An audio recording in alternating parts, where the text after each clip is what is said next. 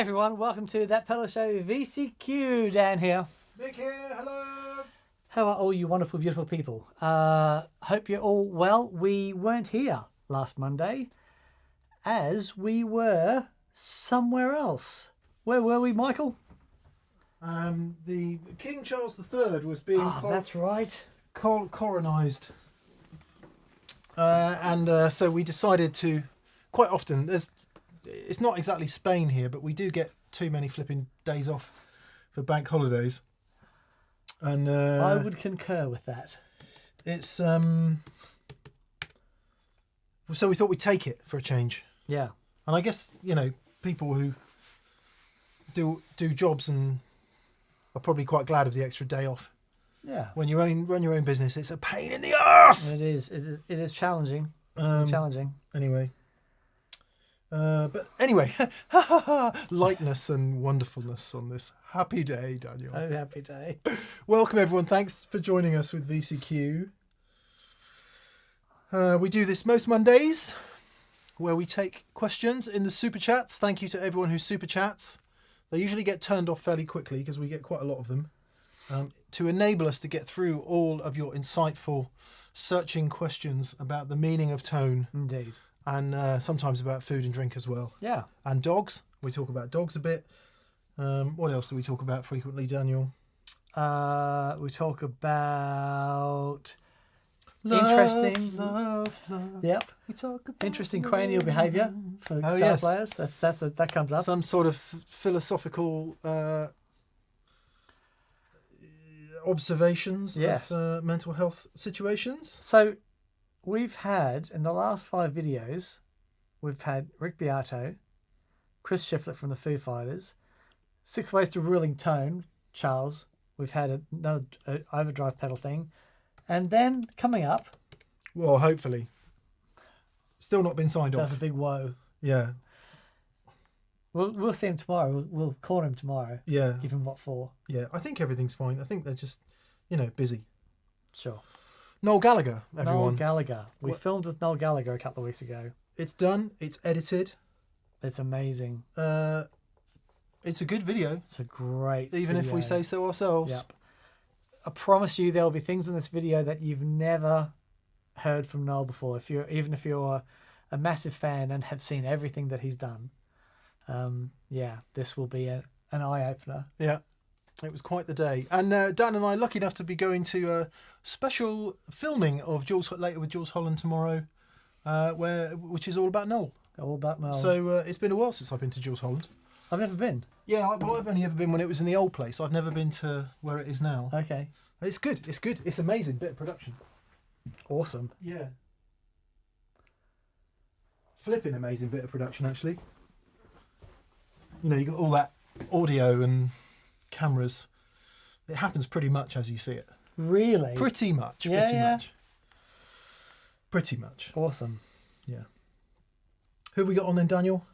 Let's see. Dean Jackson said, wow, that is huge. I'm sorry, Dean Jackson. BV's in the house. Hey, mate. Thank you so much for everything, BV. BV, thank you for moderating and being among us. Yes, indeed. It's very much appreciated. We've got Octopus Ears, says I missed the honk. It's funny. Like anything truly successful in life, it's properly Marmite is the honker. Yeah. Some people love it. Some people hate it. Although I do want to bring it back just for those guys that say, I've stopped watching your show because of the honk. It blows my ears out, man. It doesn't, because it's flipping limited. Yeah. Gordon Rankin's on, and I had an email from Gordon this week. He says, hey all, hope everyone is fine. Still really good from our charity event, Rock by the Sea, for pediatric cancer research. They had 28 bands on. No way. Yeah, and they raised a whole bunch of cash. So well done, mate. That's really great work. We should extend thanks on behalf of everyone for that. Yeah. Gordon, that's, wow. There was no show on Friday. Dan and I have just been a bit useless, is the absolute stone cold truth of the matter. There's been a lot going on, and we just haven't got enough shows filmed. It's as simple as that. Too many plates spinning, bit of weighing of melons. I mean, juggling going on. Yeah. Yeah. We try not to make a habit of it, but sometimes it happens, right? Sometimes. And get worried about these things. We should just let it be what it is. Yeah. Let it be, let it be, let it be. We just got a copyright strike. Three strikes and you're out. Give it to me, give it to me. Says McCartney about all the money. Although I'm not sure he owns all that anymore, does he? Didn't they sell it? Or did they buy it back? I don't know. Okay then. Mike Hewitt's on. Kristen Abbott is on. Hi, Kristen. Brian Mills is on. Ed is on. Hey, bud. I hope you're great. Ed Airfire. Carl Longbottom is on. Steve Mass is on. Hey, Hello, Steve. Hello, Carl. James Blessed is on. Hello, James. Pippa Smith. Josh Tanberg.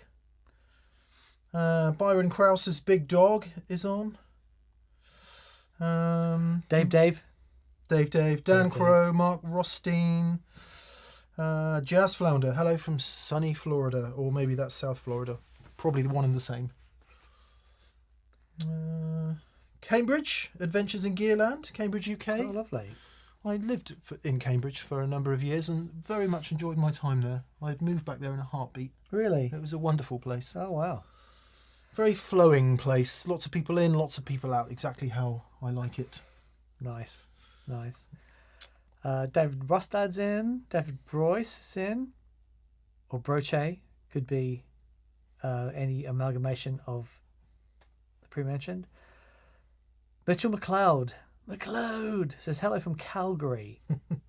Oh, Connor, how do you not get any older? I know, my love. How do you get so old?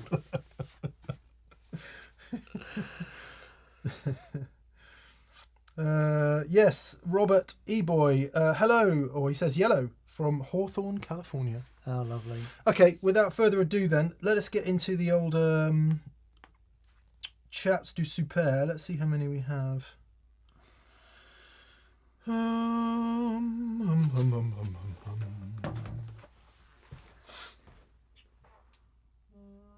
we'll leave it open for another minute or two. Hopefully PV is letting me know things. Oh, I believe One day we'll have a production manager down. right. Yeah, thank you, BV. 24. That might be enough actually. Groovy. That might be enough. Yes, let's cut it off there and gild the lily. We did have a wonderful Friday because we did get a show filmed with the wonderful Mr. Timothy Lurch. He was here, and Tim was taking us through some amazing guitar-y things, and I was so inspired I went home and I played guitar pretty much all weekend. Good for you, man. Yeah, it was really good. It's really nice. It was enlightening to say the least, and inspiring. I bought his book. Right. I just went on to amazing, and I bought I bought both versions actually. Bought the PDF and the hard copy. Nice. And Very nice. Put it on my shelf. Maybe when I retire, I'll have a look at it.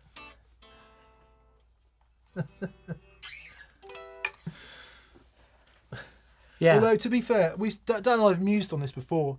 Learning, whether it's learning to read or write or astrophysics, you kind of need a way in. You do need a way in. And you need a way for it to be decoded in a way that enables the learning to begin.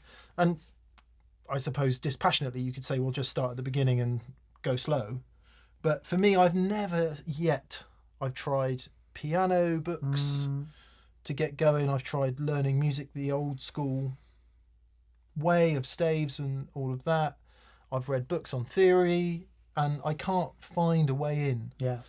And there was stuff that Tim said on Friday that was genuinely insightful, genuinely stuff I'd never heard before. Yeah. And a route. Nice. A route to have a different attempt, shall we say. Yeah. Yeah, great. So I'll give it a go. We'll give it a go again. See if I can unravel a little bit more. Sure. Yeah. But it was pretty...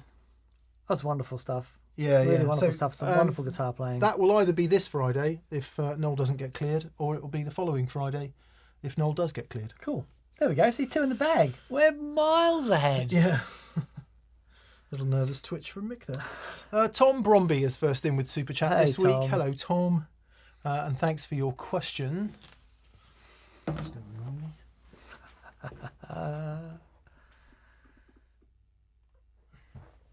Oh, interesting. Chris Johnson says, just dropped tuned my casino with flat wounds to C sharp. First time I've been able to play it comfortably. Interesting. Oh, nice. Yeah, I bet that sounds awesome. Yeah. All that extra acoustic resonance. Hi, D&M, says Tom Bromby. Hello, Tom. Hello, Tom. It was great to meet you at TPS HQ in March. Ah, yes. Yes. Tom, forgive us. Sometimes Lovely. the surnames don't go in. Yeah. On Dan's idea, I've added a Dark World after my board. Dark World being what, a Strymon reverb pedal? Was Yeah. that? Big ambient, strong reverb pedal. And have been exploring subtractive MIDI. Okay. Subtractive MIDI on my Atom. Yes. The brilliance of G3 continues to deliver. Oh, mate. What's Thank you. subtractive MIDI?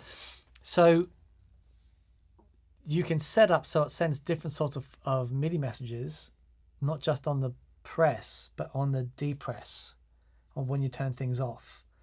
So, yeah, it's really interesting. So and there are different things like you might have foot switches. So when you press one foot switch, it might turn that foot switch off. That's a different sort of MIDI press, a MIDI message. If it turns off as part of a preset or turns off part of a stop box. So you can actually set up all this different MIDI stuff. It's really cool. Wow. We sort of had a field day at work and said, let's try this out. It's been brilliant. So that's great, Tom. I'm really glad you're enjoying it, mate. Someone's saying it's Chase Bliss, not Strymon, the Dark World. Oh, the Dark World, that Dark World reverb. And I've got one here, which is silly of me. Yes, it's the other Strymon one's a different thing. It's the Night Sky or something. Yes, very good. It's silly because I had one on my board for ages.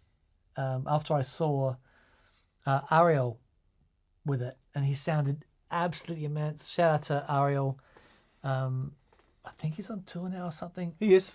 If you get a chance to go and see Ariel, go and see him. He is incredible. Yeah. Ariel Posen, for those of you not keeping up. Absolute superstar. But he had one on his board, and I just remember that his reverb tone was so good.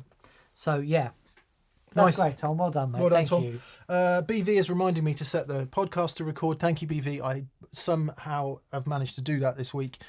So a hello to all our podcast listeners via patreon.com. Thank you very much for being a Patreon, and we hope whatever you're doing, these words are in your ears in a good way. Lovely. Guitar Moog says, is that an old Boogie Mark 1 in the middle there, lads? No, it's not. It's a reissue. It's a 90s reissue. We've used it on a couple of shows. Pretty great. It's a good thing. Yeah. Someone else was asking about the Wallace. Have we ever demoed the Wallace? We've never demoed it. I'm trying to find your name. Stalik. We've never demoed it, the Wallace, which is behind me, but it has been in a bunch of shows as a bass amp. Yeah.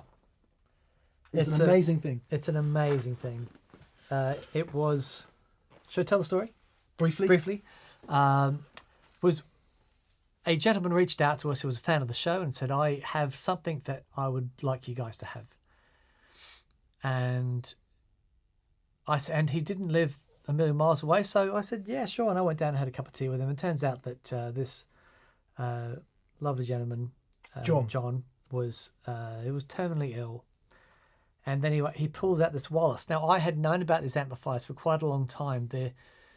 When I was building a rig for David Holmes, who was Peter Gabriel's guitar player, the engineers at Real World I don't know if they had something to do with it or one of them had something to do with it, but they were all massive fans of these Wallace amplifiers. And they said, you've got to try one of these out. They're incredible. And they're just rare as hen's teeth. So anyway, I stayed in touch with John, and then shortly afterwards he passed away. But it is the most wonderful thing, and John's given us the magazine articles and all that sort of stuff to go along with the amplifier. So I want to do a show because it's an amazing bit of British history. Like, Okay. it's, you look inside it and it's like military. It's the you can't make amps like that anymore. It's just not. There's no way you can do it and make any money. No. It's a beautiful thing. So yeah, we will get onto that. It's a really great. In case anyone's wondering, it's an amazing guitar amplifier. Loads of people have used it for guitar amplifier, but that amp is the sound of the bass on Zeppelin 1. That is what John Paul Jones used. He used a Wallace bass amp. There we are. There you go. Swizz871, hello. He says, I'm recording with another guitarist who doesn't know much about overdrives, gain staging, EQ, or mixing. Well, join the club, I would say. Not many people really understand that, apart from really good mix engineers and producers. And everyone that watches this show. Any tips I can pass on? He plays a telly and I play an SG. Should we both use fuzz? Thanks.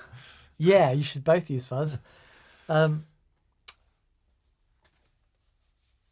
would say that, so there's a show that we did, Gain Staging 101, but everything is gain staging. As Tim put it, this is the first gain stage. Absolutely is your first gain stage. And it's just about understanding how all those gain stages interact with each other. How, this, and the strings vibrate into the pickups, and how that goes into your overdrives, what comes out of that into the amplifier, all these little stages that add or contain and compression and stuff. And the way they interact is everything. It really does depend on the kind of music you're going to be playing, obviously. Yeah. If you play styles that require a lot of gain, if it's very heavy, for example, then you're going to need more gain. What you want is, whether you do it tonally or whether you do it via what you play, you just need to sit apart a little bit. So if you're both playing the same thing, then have different tones. If you're playing different things and they're complementing each other, and there's an element of call and response, or one of the absolutely amazing pieces of knowledge that comes out of the Noel Gallagher interview. I was just about to say that thing. Is he's talking about in the early days of Oasis, where he's playing there with Bonehead, and they'd worked out that if Noel only played open chords and Bonehead only played bar chords, it would sound thus. That would be a way to separate them. So what he's saying is that the register of the chord on the neck makes a huge difference. And if you've ever played with, put down a guitar part and one's capoed and one isn't, and you use different inversions with a capo, the sound is enormous. So I would say, before you work on tone and before you worry about all of that, get your parts sorted out so that you sit separately. And then if your tones are similar, it's not going to matter quite so much. Yeah, it's a great thing. As a bit of inspiration, we should also echo what Rick Beato said, which was use less gain. Yeah. And having said what I said earlier about heavy music, even in heavy music, use less gain. If you're in an environment where you can, turn those amps up just a little bit more than you're comfortable with, and let the, what have you got? What do you say, a telly and an SG? Let the guitar and the amp speak. Yeah. And let it do its harmonic thing. Because one thing's for damn sure, if you're playing really, really quiet, you're going to want to turn up that gain to get more sustain and perceived thickness, but you'll get so much more if you just can play a little bit louder in the first place and enjoy that volume a bit. Yeah. And that may suit certain kinds of music better than others. But I reckon, work on the parts, get them separated, and if you want a bit of dual guitar inspiration, you may have already done this. Listen to AC/DC, listen to the Black Crowes. Yes. Listen to how those guitars sit and how they're mixed. It is, even if you listen to Highway to Hell once through and any Black Crowes album you care to mention, but I would suggest a Southern Harmony and Musical Companion. Nice. Or indeed the one that I really have been listening to loads recently, which is By Your Side, I think it's called. Right. It's an absolute masterclass in what to do with two guitars in a broadly rock scenario. Nice. Yeah. Awesome. You know what? One thing I'll never forget about all the things that we experienced and heard and stuff at Knowles, they found the old the old tracks of when they recorded Definitely may be. And amongst the things they found was the room mics. And I've heard worse band mixes on albums than just that pair of room mics. Yeah. They sounded so together. Vocals were live. Everything was happening. It was just extraordinary. And actually, what Nick was saying about get your things that you're worked out that you're playing together. Get those worked out. And gets you everything that you need to do after that will become very apparent once you've got your parts worked out. It was, man alive, they really sounded I was just like, it was bonkers. something else, wasn't it? Really was. Really incredible. Graham Campbell says, talking to the Black Crows, you should get Mark Ford on sometimes. His solo stuff, especially live, is brilliant. Well, little story then, interjection. I was walking around the NAMM show floor. Yes. Mark was walking around with a few people, kind of Mark Ford. He has a record called Weary and Wired that I put on at least once a month. You told me to try that out, and I listened to it, and it's amazing. It's a great record. Absolutely amazing. Mark Ford, Mark with a C, Ford as in the car, Weary and Wired. And I bumped into Mark and I said, wow, flipping hell, Mark Ford, I'm a massive fan. I really love your work. It's really nice to meet you. Blah, blah, blah. And he says, yeah, man, I know. I watch your show all the time. What? No way. So, actually, did he say all the time? I think he did. So, yeah. Mr. Amazing. Ford, Yeah, thank you for how your lovely. work.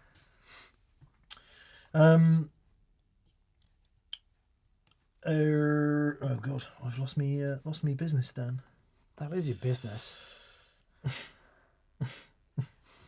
Ben Marquis says, any chance of you two doing a clinic in the States? It's something I would love to do. To do that means that we don't do a lot of other stuff that has to get done. Yeah. So, but it is something that at some point we'd like to do. When we first started out, we did an in-store at the now not there anymore Rift City. And it was so much fun. We had guys flying from all over the country for that, we had no idea that would happen. And ever since we did that, I thought there's got to be some way that we can do it. It'd be really fun. We really love the live thing. If we do clinics at guitar shows or when we do a live show here, even there's a completely different vibe than a recorded show, and we both really love it. Really love it. It's just logistics, timing, and all that boring stuff that seems to get more and more problematic the more middle-aged you get. Yeah. So speak for yourself, mate. I'm just hanging on a minute. I'm embracing it with gusto, mate. Yeah. I did No, it's good, actually. Gardening all weekend this weekend. Lovely. Literally all weekend gardening. Lovely. That's great. I did go to a Eurovision Song Contest party in fancy dress as well. There is no more middle-aged than that. It was brilliant. PJR says, yeah, come to Manhattan, we'll hit the pubs. Do you remember? We were in Manhattan. We had the best time. And Andy was saw playing. Randy Oh, in Les Paul's place, or Yep. the pub that Iridium? Andy Timmons was there. Yeah, that was a great that was a weekend. great night. Yeah. Right, sorry. Airfire Ed, hello Ed. Hey, buddy. Thanks for your question. He says, new Sonic Madman thoughts. Vintagey Supro amp wet plus a cranked Princeton dry. Delay before the split. 2 delays? ? 2 concerns.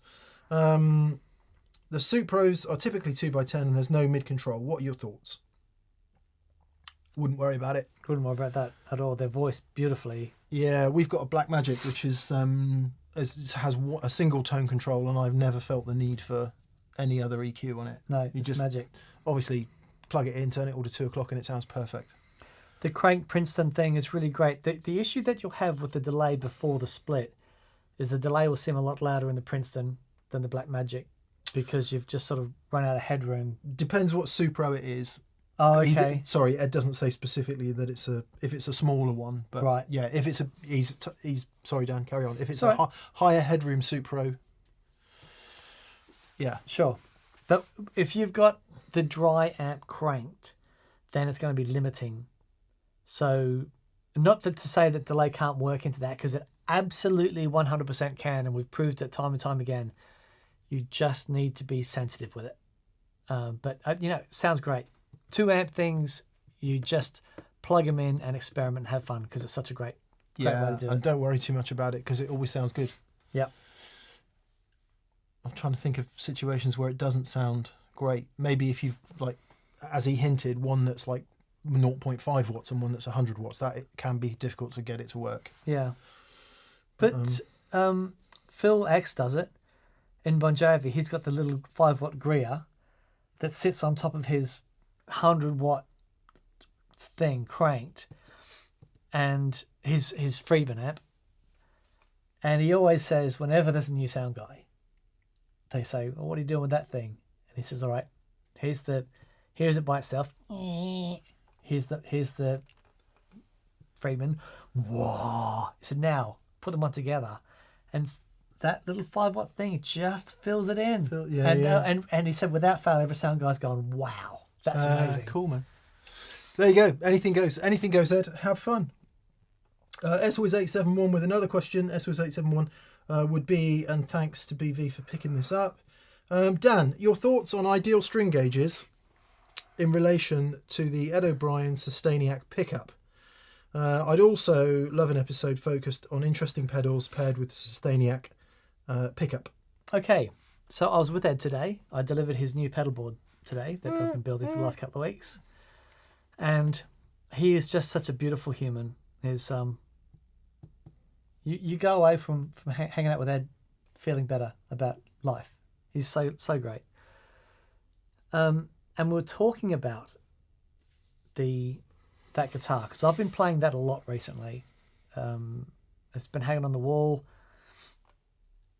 So that you want to find some strings that will resonate without too much coercion. So the heavier strings may be a little difficult until things get loud, and then they kind of take off. So I would say it all depends on the volume that you're playing at. If you're playing really quietly, a slinkier set of strings, it'll pick up the resonance of the sustainer easier. But as the volume increases on stage, the sustainer can kick off. If your strings are too slinky, you may run into, not problems, but you'll have to work it a little bit harder. So I still have my 11 to 52s on the sustainer, but it works great for me. What does he? Did you say what strings Ed uses? I think like 10 to 48s. I think they're pretty standard. Yeah, but the lighter, slinkier ones, and it's all about the tension, because you want to give the sustainer as much chance to get that thing resonating as possible. Yeah, just don't. Yeah, so for that specific thing, don't go too heavy. But the sustainer is obviously brilliant. But I have like a humbucker Strat, bridge humbucker Strat thing, maple neck. I think it sounds great. I really like it. David Rustad says it's a 3-watt Greer, apparently. Is it a 3-watt? Well, Marcus Reeves, hello Marcus, g'day, mate. Reminds us that Nick Greer has celebrated 25 years of making amps this week. Oh, fantastic. Congratulations, Nick. That is a flipping big deal. We're big fans of Nick, and I think without exception, everything we try of his is musical and reactive and sounds great. Yeah, well done, mate. That's great.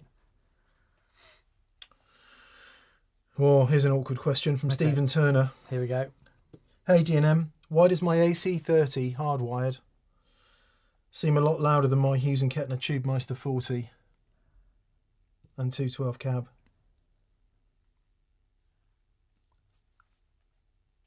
Gordon Rankin is the man to answer this in technical speak.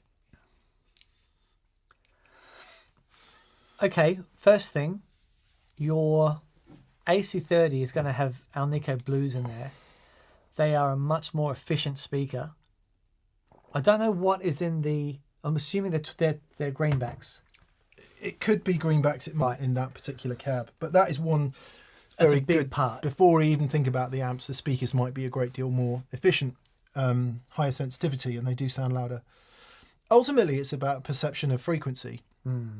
So I suspect in classic Hughes and Kettner vein, especially with the Tube Meisters, there's a tremendous amount of bass and treble, and they are a bit more mid-scoopy than something like an AC30 would be.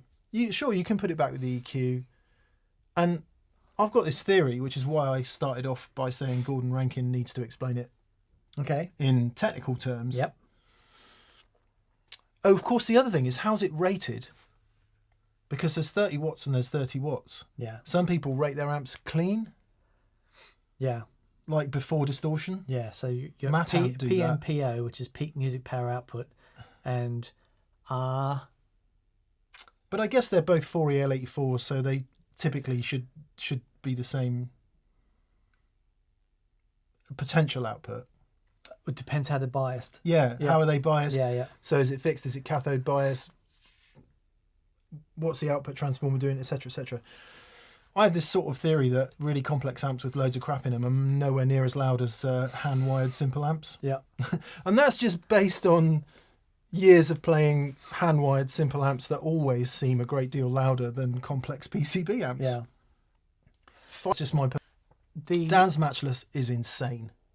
30 watts. So one of the things is a big thing for me is the tone stack.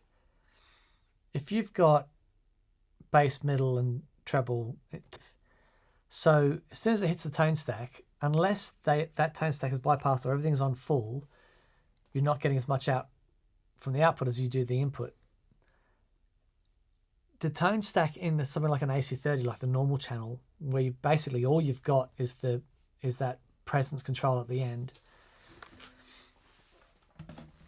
There's just, I think it's one of the reasons that I've always gravitated towards the matcher style, or the Vox style amplifiers, and specifically the Vox style amplifiers with the EF86 input, is because they're just so simple. There's so little between what you start with at the input and then get to the output transformer. And I've always just found them to react a bit, I don't know, they just feel great to play. Yeah. But so it's a combination of that and the speakers. I think Gordon says the Alnicos are 103 dB and greenbacks are 97 dB. So basically the Alnicos are twice as loud. Yeah. If that is indeed what it is in the cab. Yeah. Stick the Tube Meister on the AC30 cab and give it a go. If it has a jack of the correct impedance, and see if that makes any difference. Yeah. People are saying they're getting frame drops in the video. Apologies, I've just changed the setting on the camera to see if that makes any difference. It is a new camera, annoyingly enough. So we'll see. Let us know if the frame drops keep... if you continue to get frame drops, it could be an upload thing, it could be a camera data rate thing. Could be the length of the HDMI cable, which is always a problem, but has never been a problem before, Daniel. Oh, interesting. Interesting. So Gordon Rankin had said the 4EL84 in Class A would yield like 24 watts maximum, but really what you're like at 9 o'clock on an AC30 is freaking loud as hell. Yeah. The tone stack doesn't have much bass effects. The EF86 loses a lot of low end. Yeah. Yeah, no, it's, yeah, well, yeah. Interesting. Chris W. Hello, Chris. He says, Dear D&M, due to family commitments, guitar playing has been on a year-long hiatus. Do you have any tips on how to get back into playing again after an extended break? Thanks for everything you do. It's such a good question. So I haven't played much guitar in the last couple of months. I'll be very honest with you. I've had a lot going on, and it's been down on my priority list. But then Tim came in last week and something reignited, and I sat down with the guitar and I played it like for the whole weekend. I'll tell you something that I don't know if this will help you, but this really helped me. I had, I'd wanted to fret dress this guitar for a while. I've been playing it lows, and the tops of the frets have got really flat. So I spent a couple of hours giving this guitar a really nice fret dress, cleaning the fingerboard, putting the new strings on it, and I haven't been able to put it down. It just feels so lovely to play. And sometimes just spending a little bit of time giving your instrument some TLC is enough to get you to want to play it a bit more. It's amazing how little work it takes on some instruments. Some instruments require more, but to actually, even just put a fresh set of strings on there, just give it something a little bit more. And yeah, the other thing is, of course, what are you listening to? Are you listening to stuff that inspires you and makes you want to pick up the guitar?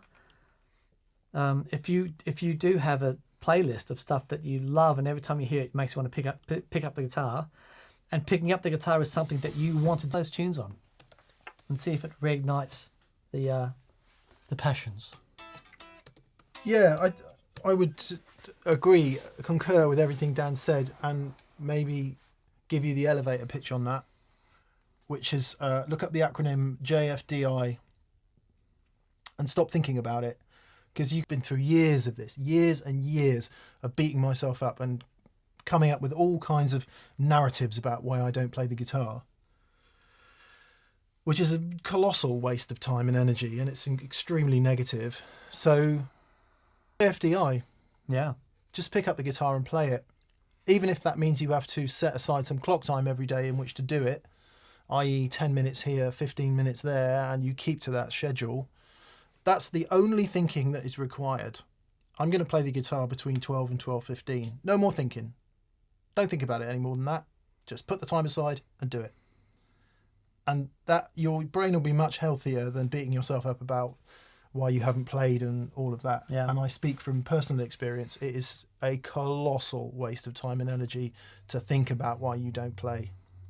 Just play, or don't play, and don't think any more about it, would be my wet fish.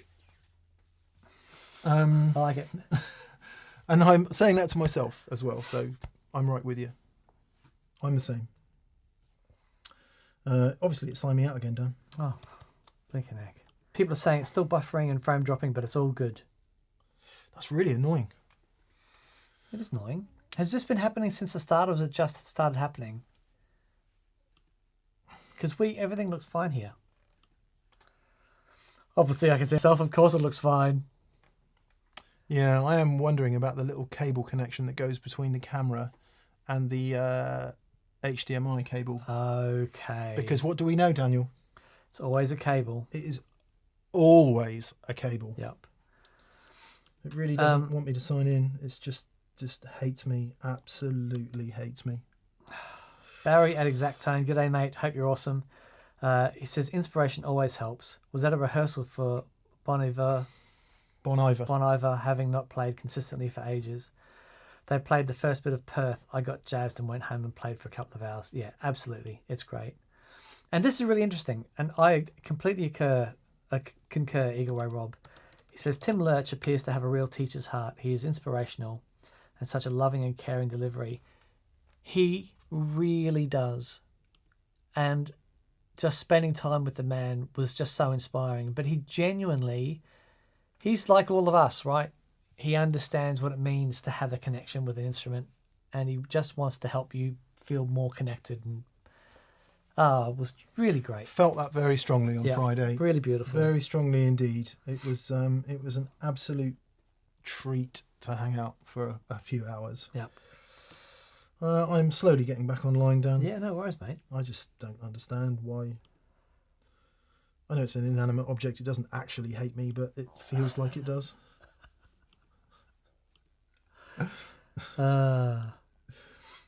Stephen Holt says, I just fixed my wife's work computer and it was a cable. It's always a cable. Always a cable. It's always a cable. Nice. Okay. Chris Johnson says perfectly fine here. Some people say it's fine. Some people say it's not fine. Not fine. I reckon if you open and close your eyes frequently, that will mitigate the problem. Brilliant. I love it. I'm all about practical solutions, Dan. You know that. I do. That's really great. You know, sometimes they're not obvious, but yeah. Someone had said about the amount of time they practice during a day. Even if it's 2 minutes, if you can commit to picking up your guitar for a couple of minutes a day, just, okay, yep, I'm just going to pick it up, play a few chords, whatever it is. I think there's a great thing to say about being consistent with it. We shall call it an atomic habit, Daniel. An atomic habit. That's very good. What are atoms? Very tiny things. What do atoms make when they join together? Very big things. So to start with the very big thing, waste of time.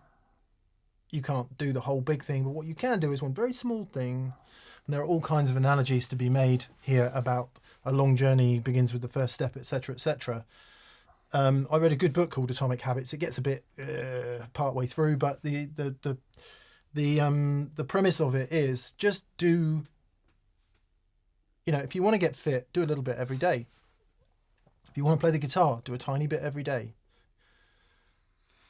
And instead of focusing on this huge thing at the end, just focus on that thing you're doing today and keep doing it every day. And when you look back in a year, you'll be like, flipping hell, I've come a long way. And it's much better to take a brief moment to look back and say, wow, look how far I've come, and then quickly get back to what you're doing, than it is to be stood ahead going, I'm never going to make it up that mountain. Right. Atomic habits, tiny bit every day. Yeah, very good. That's what athletes do. You focus on the process, not on the goal. Yeah. Eriagisaq.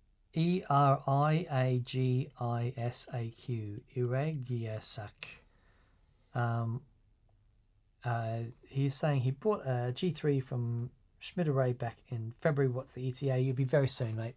Very soon. Maybe even this week. But anything you want to know on that, just send an email through to support and we will let you know. But yes, you shan't be waiting too much longer. I don't know if Barry is watching, but I met up with a young gentleman today and delivered a unit for him who was in the vicinity. Oh, nice. A lovely young chap. And he's been... he's a very clever chap. He works for... He's got a PhD in chemistry and stuff. But he's been playing with this band out of Bristol, playing guitar for this multi-instrumentalist guy who apparently is amazing. Oh, cool. Yeah. So, hello, Barry. Hello, Barry. Baz mate. Baz mate. Yeah, very lovely. I don't suppose you're watching 10-pound Poms, are you? No. It's a completely brilliant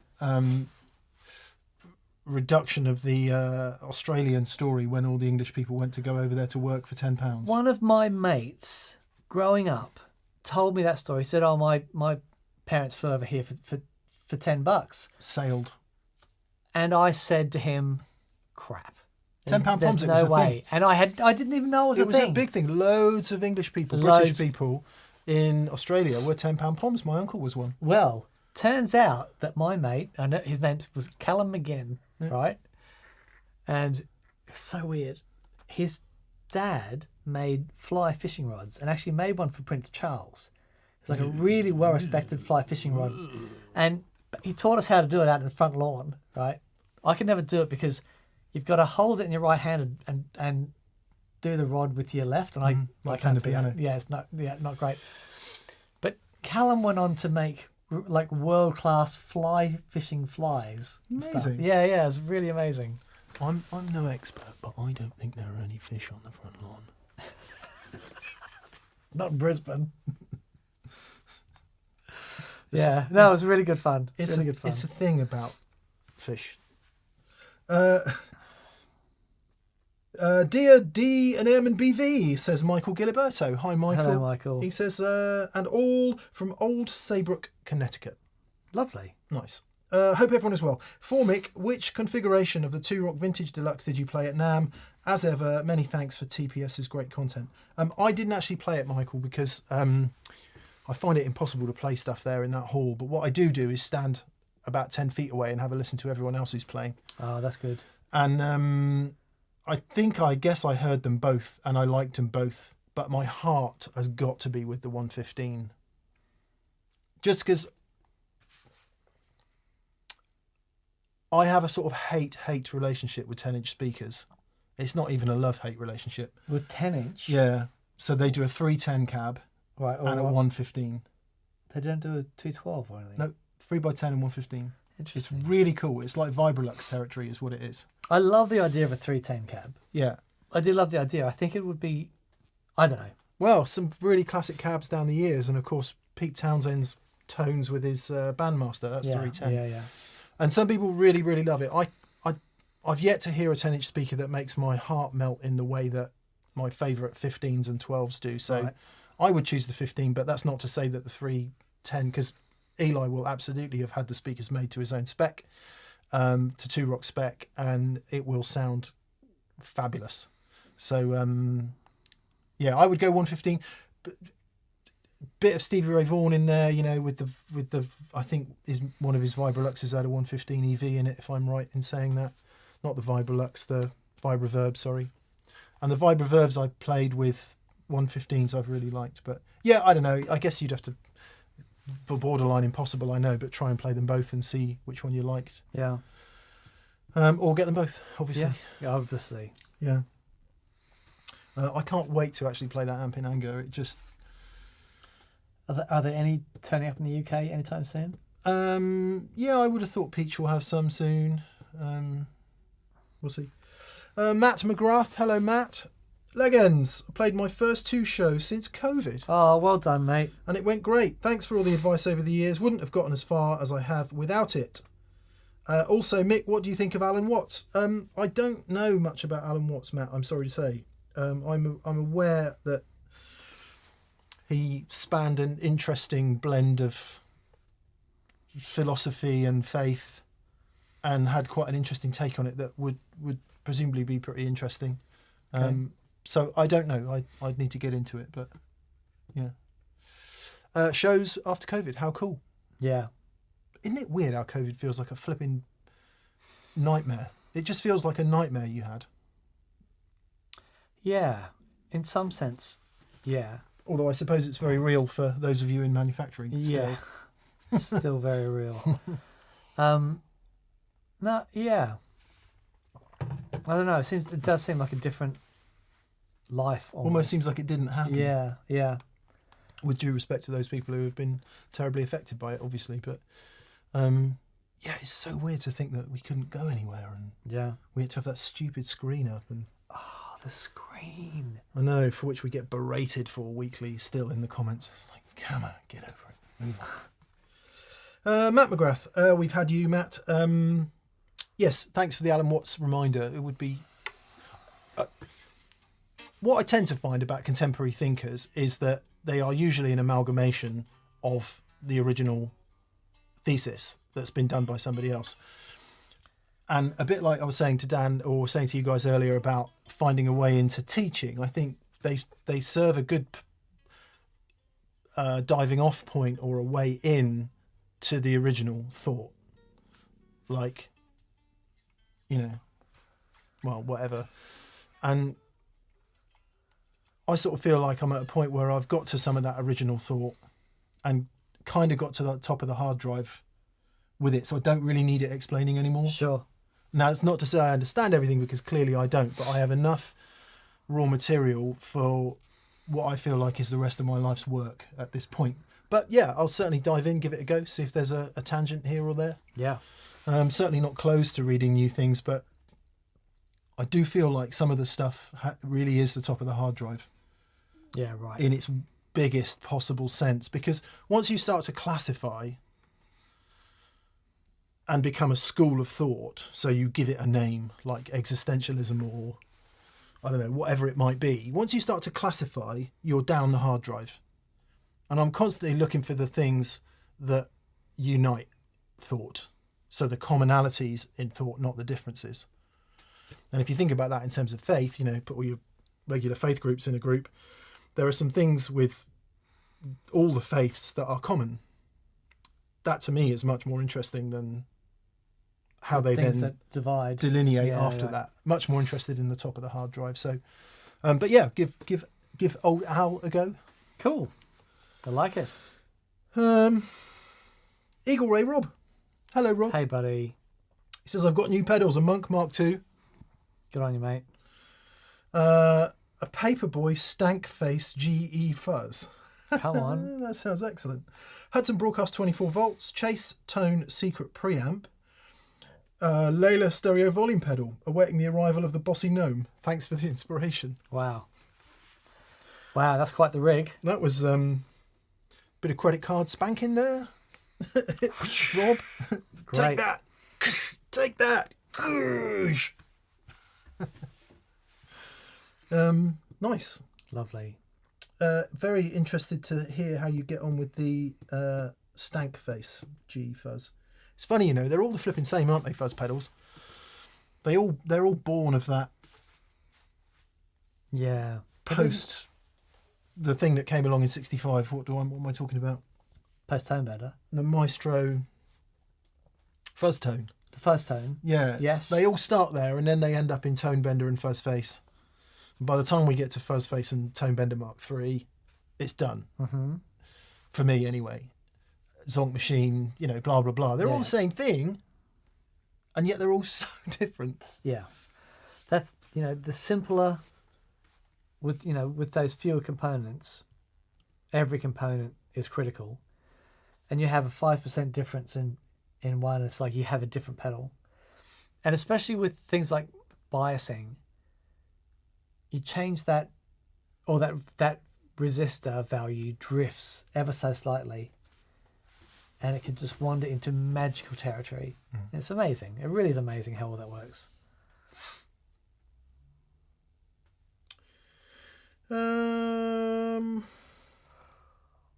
Lots of people saying, come on, Tens are ace. Yeah, I know they are, and I know loads of people love them. I just said I haven't found one that I really love. Yeah. Gordon Rankin says, I need to try the Warehouse G10A. You were putting some Warehouse speakers in cabs today. Yeah, I got a couple of the Warehouse 12, what do they call them? 12L, so it's their take on the EV. Right. They don't make them anymore. I think they've discontinued it. I bought two of them ages ago, and I had one in one of my Zilla cabs, and I've now put the other one in the other Zilla cab, so that they are now the same. They're the same but different, but the same. That's a core... Oh, we'll talk about that in a minute. Look at this. Let's just see how this unfolds, shall we, Dan? Okay. So the problem I've got is one of logistics, right? Right.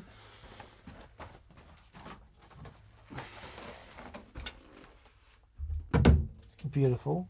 Lovely.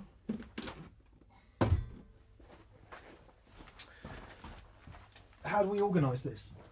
Because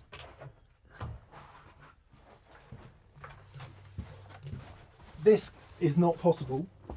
Oh, but it's so pretty. Can't do it here because it's veering into your half. Can't do it at a gig because just impossible. Right. How are they wired? Like, what's going on? Wet, dry, wet. Ah, dude. This Don't do it. is pretty cool. But Yeah. I really, really want them spread out, Yeah. which is an issue.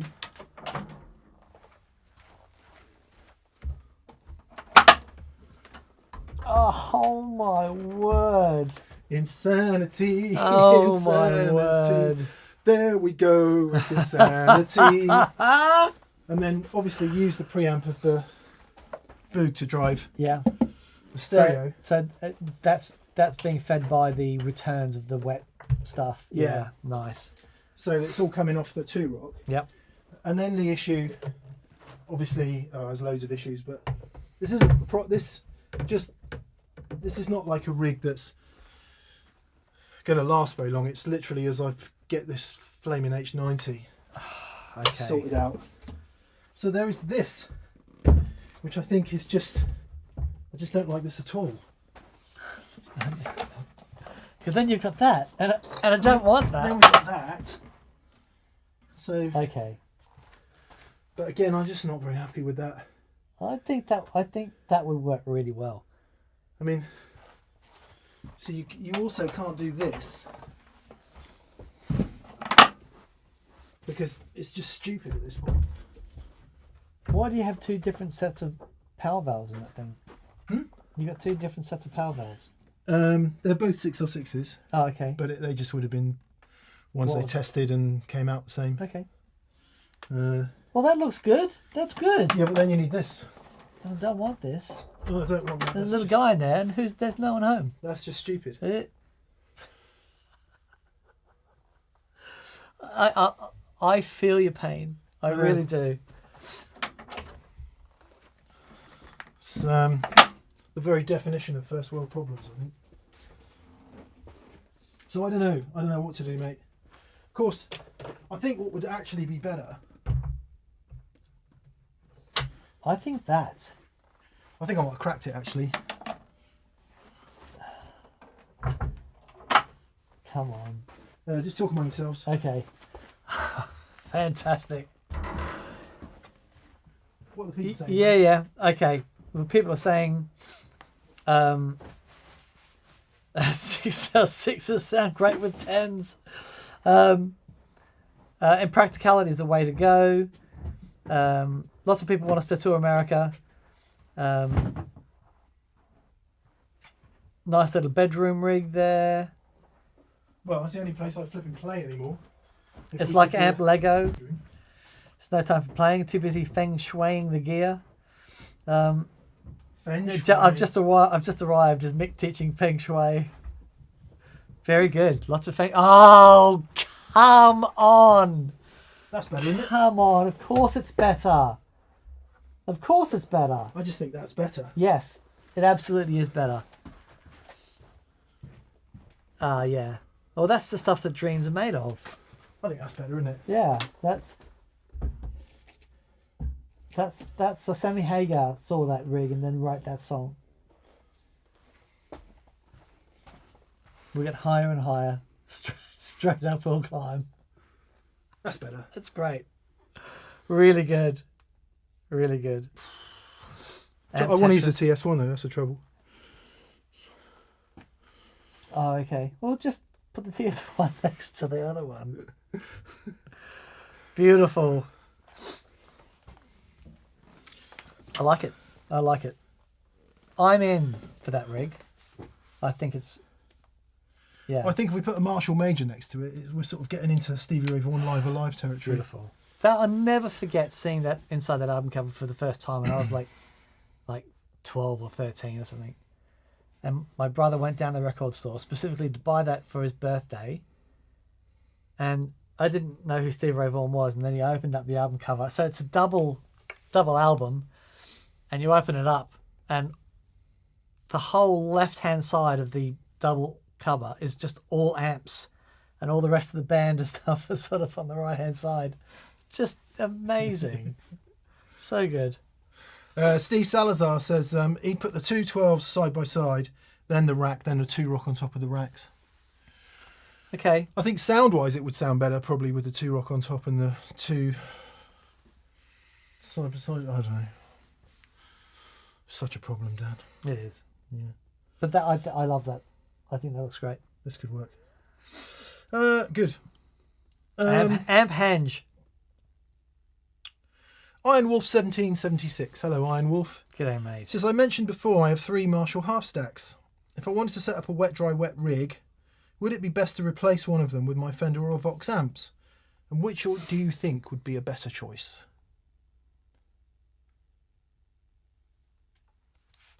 Anyway, Yeah. the 3 half stacks would be amazing. I always think if you're going to do wet, dry, wet, your 2 wet amps need to be... It makes sense for them to be more similar. Because if you're doing wet, dry, wet, it sort of implies stereo.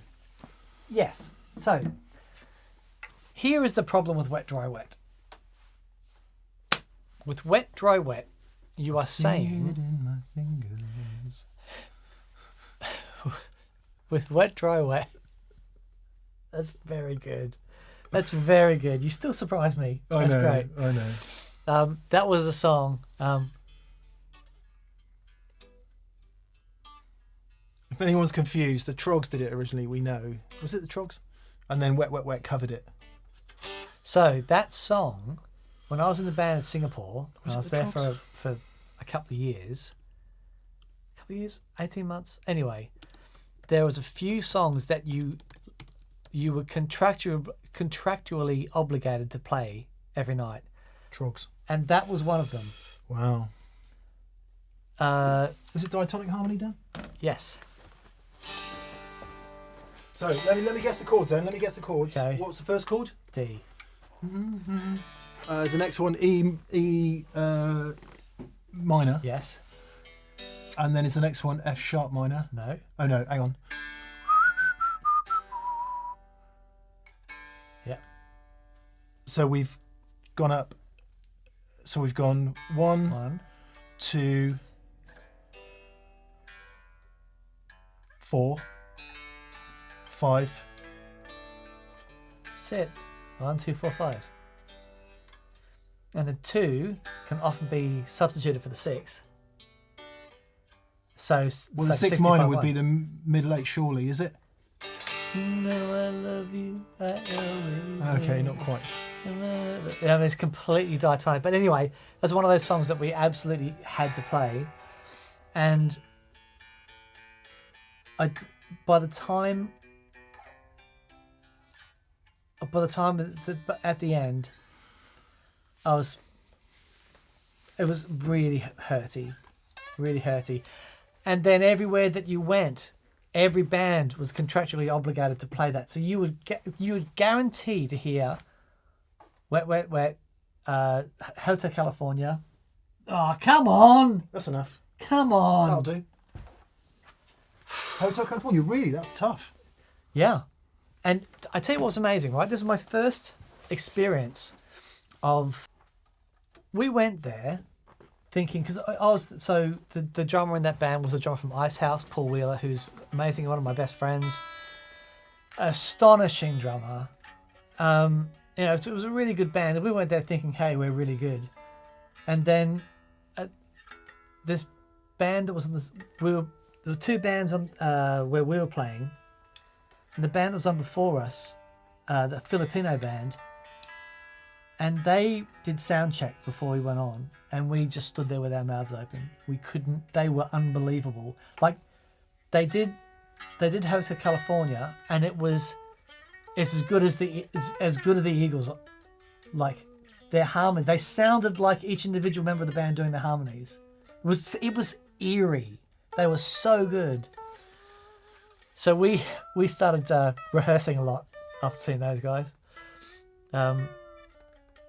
But one of the things in Singapore is that if you were a club, like a venue, you were legally obligated to have live music. It's like if you have at some sort of level of capacity, you had to have live music.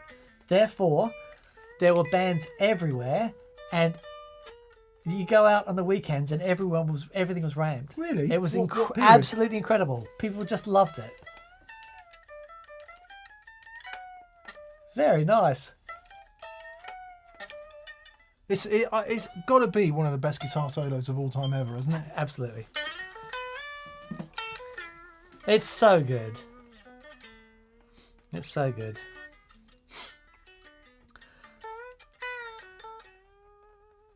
It's Absolute masterclass in bending, isn't it? Yeah, and in Even before all the harmony chords. and in playing the changes. Yeah, well, don't worry about that.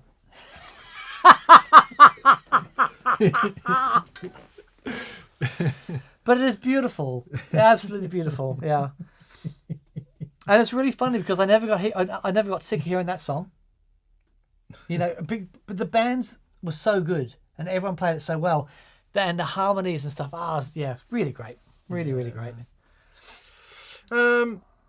Yeah, sorry about the buffering. People are having buffering problems. We'll try something else next week. Sorry about that.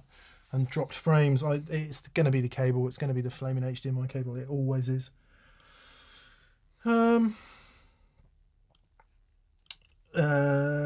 Right. Yes, so Iron Wolf 1776. Honestly, any combination is going to work for you. Try it. Have fun. Stick 2 on the side and one by one bring the centre amp in. All you've got to do is move it in, plug it in. You will have to just sort the phase out, which can be problematic. But yeah, see what you like. Yeah. See what you like. Oh, someone. Oh, sorry. Paul Collingwood says he's laughing so much, and the problem with wet, dry, wet is it's that you require a stereo image, and this is what I've found with wet, dry. You can have both amps together, and it's great. And when you're recording, you can have that both amps anywhere in the stereo field, and it still sounds great. With wet, dry, wet, you need to have panned left and right. Lots of people very upset that I'm messing around while you're talking. Oh, Dan. that was the best messing around I've heard. It's great. I'm really, you memorised that stuff. What's that? That solo. Yeah. It's really good. Yeah. Jamie Brown and the 13th Duke of Duqueborn of standing up for you, Dan, saying, please can I listen to you when I'm talking. You've got to remember, I've heard all the stories 20 times. He has. No, actually, it's not that. What I like to do is sometimes if Dan's starting a long story, I like to provide some backing music. Yeah, because every now and then, if Mick's saying something up. See? I'm going to tell you a story about my time This is my storytelling music. in Azerbaijan, where I was a coffee salesman. Stroke wheat giver. Wheat giver? I don't know. He's a giver of wheat. I don't know. Jeremiah McCann says, pick up an Extron HDMI booster if it's a long cable run. Part number HD 4K, blah, blah, blah. Yes, I've got some ones that convert to Cat 5 as well, so we'll see if that works. Okay. I've got a booster. Normally it's not a problem. What it is, the new camera has a little cage on it, and out of the cage comes an HDMI thing which is clipped in, because one of the things you always end up repairing on cameras is the ports. Yes. Especially HDMI ports if you're plugging them in and unplugging them all the time. And every time it's got to go tiny little back. things and tiny little soldered on connections, and then you get this heavy cable sort of. Yeah, and it costs money and it takes ages and you've got a camera out of action. So if you have this cage on the side, you can clamp the HDMI cable in place, and as long as it's a good fit and isn't stressing anything, you get much longer out of your ports on the cameras. Anyway, that little cable that comes out and is a connector is always the flipping problem. Yeah. Because once you put a extender or a connector, something decides I don't like this very much. Right. Yeah. So it's so interesting with video. It's if anyone has heard of the creative triangle: fast, good, cheap. You can have any three. If you're any two of those things. Yeah.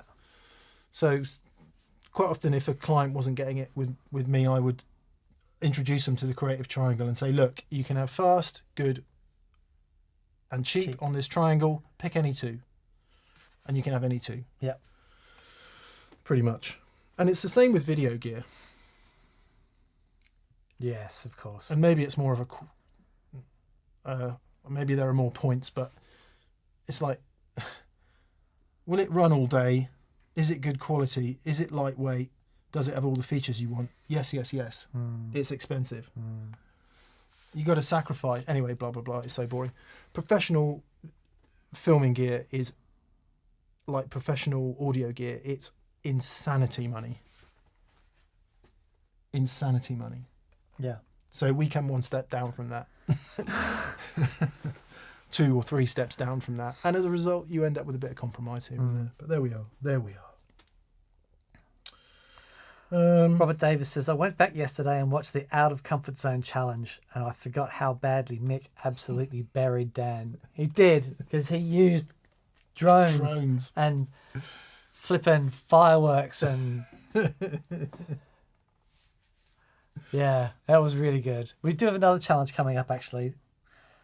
I might need to get on that this weekend. I am looking forward to doing that.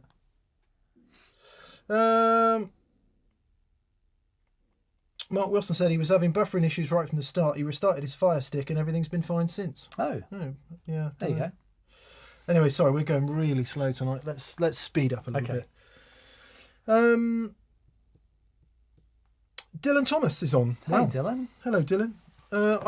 Thoughts on powering a small board with a power bank like you would to charge cell phones. I can't think of many drawbacks. Clean power in dirty clubs seems like a massive benefit. Yeah. Well, power is everything. If things aren't powered properly, nothing's going to sound good. You absolutely need to start with good power. Whether it's a power bank or whatever, if it needs to be the right voltage, right polarity, needs to have really good isolation. And a conversation I have quite a lot with our mate Gordon Rankin. There's isolation and then there's isolation. Need to be really well isolated. And needs to have enough current on tap, especially now, right? These flippin' behemoth machines that take up so much current. You need to have a supply that's got enough headroom to look after all that stuff. So, and they're out there. And you tick those boxes and you're golden. Yeah, there've been a couple of systems designed to run on those 5-volt battery bank type things, haven't there? Ernie Ball did one. Volto. No, was that Ernie Ball? Or was that Pedal Train? It might be Pedal Train. I think. Someone did one called Volto. Ernie Ball have got one. And then, was it Mission Engineering maybe? Or somebody like that? Yeah, Mission's done a few things. Did they do one? It's just you've got to remember to keep it charged, haven't you? That's just the thing. And as Dan said, there's isolated and there's isolated. Yeah. But that that's good. Yeah. As long as you remember to charge it. Yeah. If it works, it works. Yep, absolutely. If it works, it works.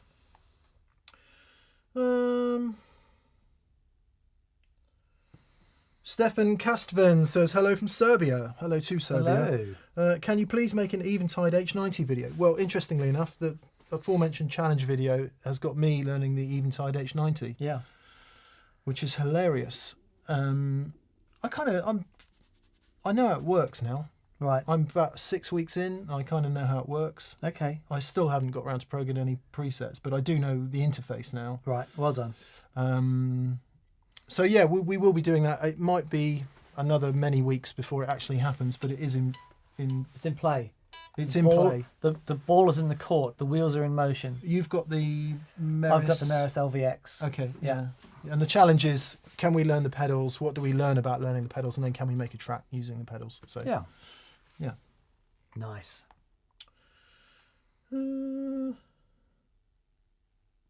Good. Right. Sadia or Sadia Thompson. Hello, Sadia or Sadia. Daniel Mick, my friend Mark Lavinish from Denver, Colorado, is your biggest fan. This coming Wednesday, the 17th of May, is his birthday. Any chance you could give him a birthday shout out in a video? Happy birthday to you, dear sir. Happy birthday, Mark. Have a wonderful day, and thank you for all your support over the many years. Yeah, cheers, mate. Have a great day. Yeah, and thanks for, nice one, Sadia, and thank you for your generosity as well. Thank you, mate. Mark Lavinish. Okay, Harrison. Hello, Harrison. G'day, mate. Harrison Vaughan. He says, hey, DNM. A few weeks ago, I finally got my dream guitar, an Iverson. I don't know if it's Iverson or Iverson. Excuse my ignorance. Do you know? Iverson. I'm going to go with Iverson. Iverson, yeah. I have a son, I have a daughter too. That's very good. Yeah. He's quick.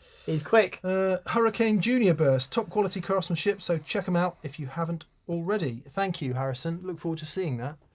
We will make that video, I promise. We discussed. Doesn't Mike at ATB sell Iverson guitars or Iverson guitars? I don't know. I think so. Okay. Could be right. Could be wrong.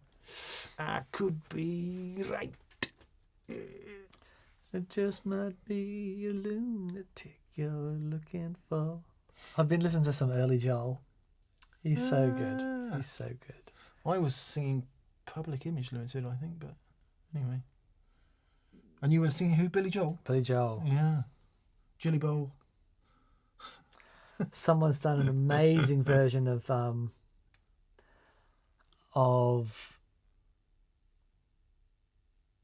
I'm Moving Out. What's it called? Yeah, Moving Out. And there's a duo, and the guy's playing this crazy, this fuzz octave thing, and he's just sort of comping, sort of almost like Joey-esque a bit, and she's there just playing like a drum machine snare and a bit of shaker. It's wonderful, really great. Send me the link. I will. David Rustad, and thank you for your generosity, David. He says, belated thanks, Mick, for the uni recommendation. Oh, glad you're enjoying it. Did you get the gas one or the wood pellet one? Uni is a company that makes a small pizza oven. We've got the wood pellet one, and I'm struggling to get my temperatures right. And I think actually it's not the temperature, probably it's the dough needs to rest for a bit longer because they get a little bit burnt on the bottom. Right.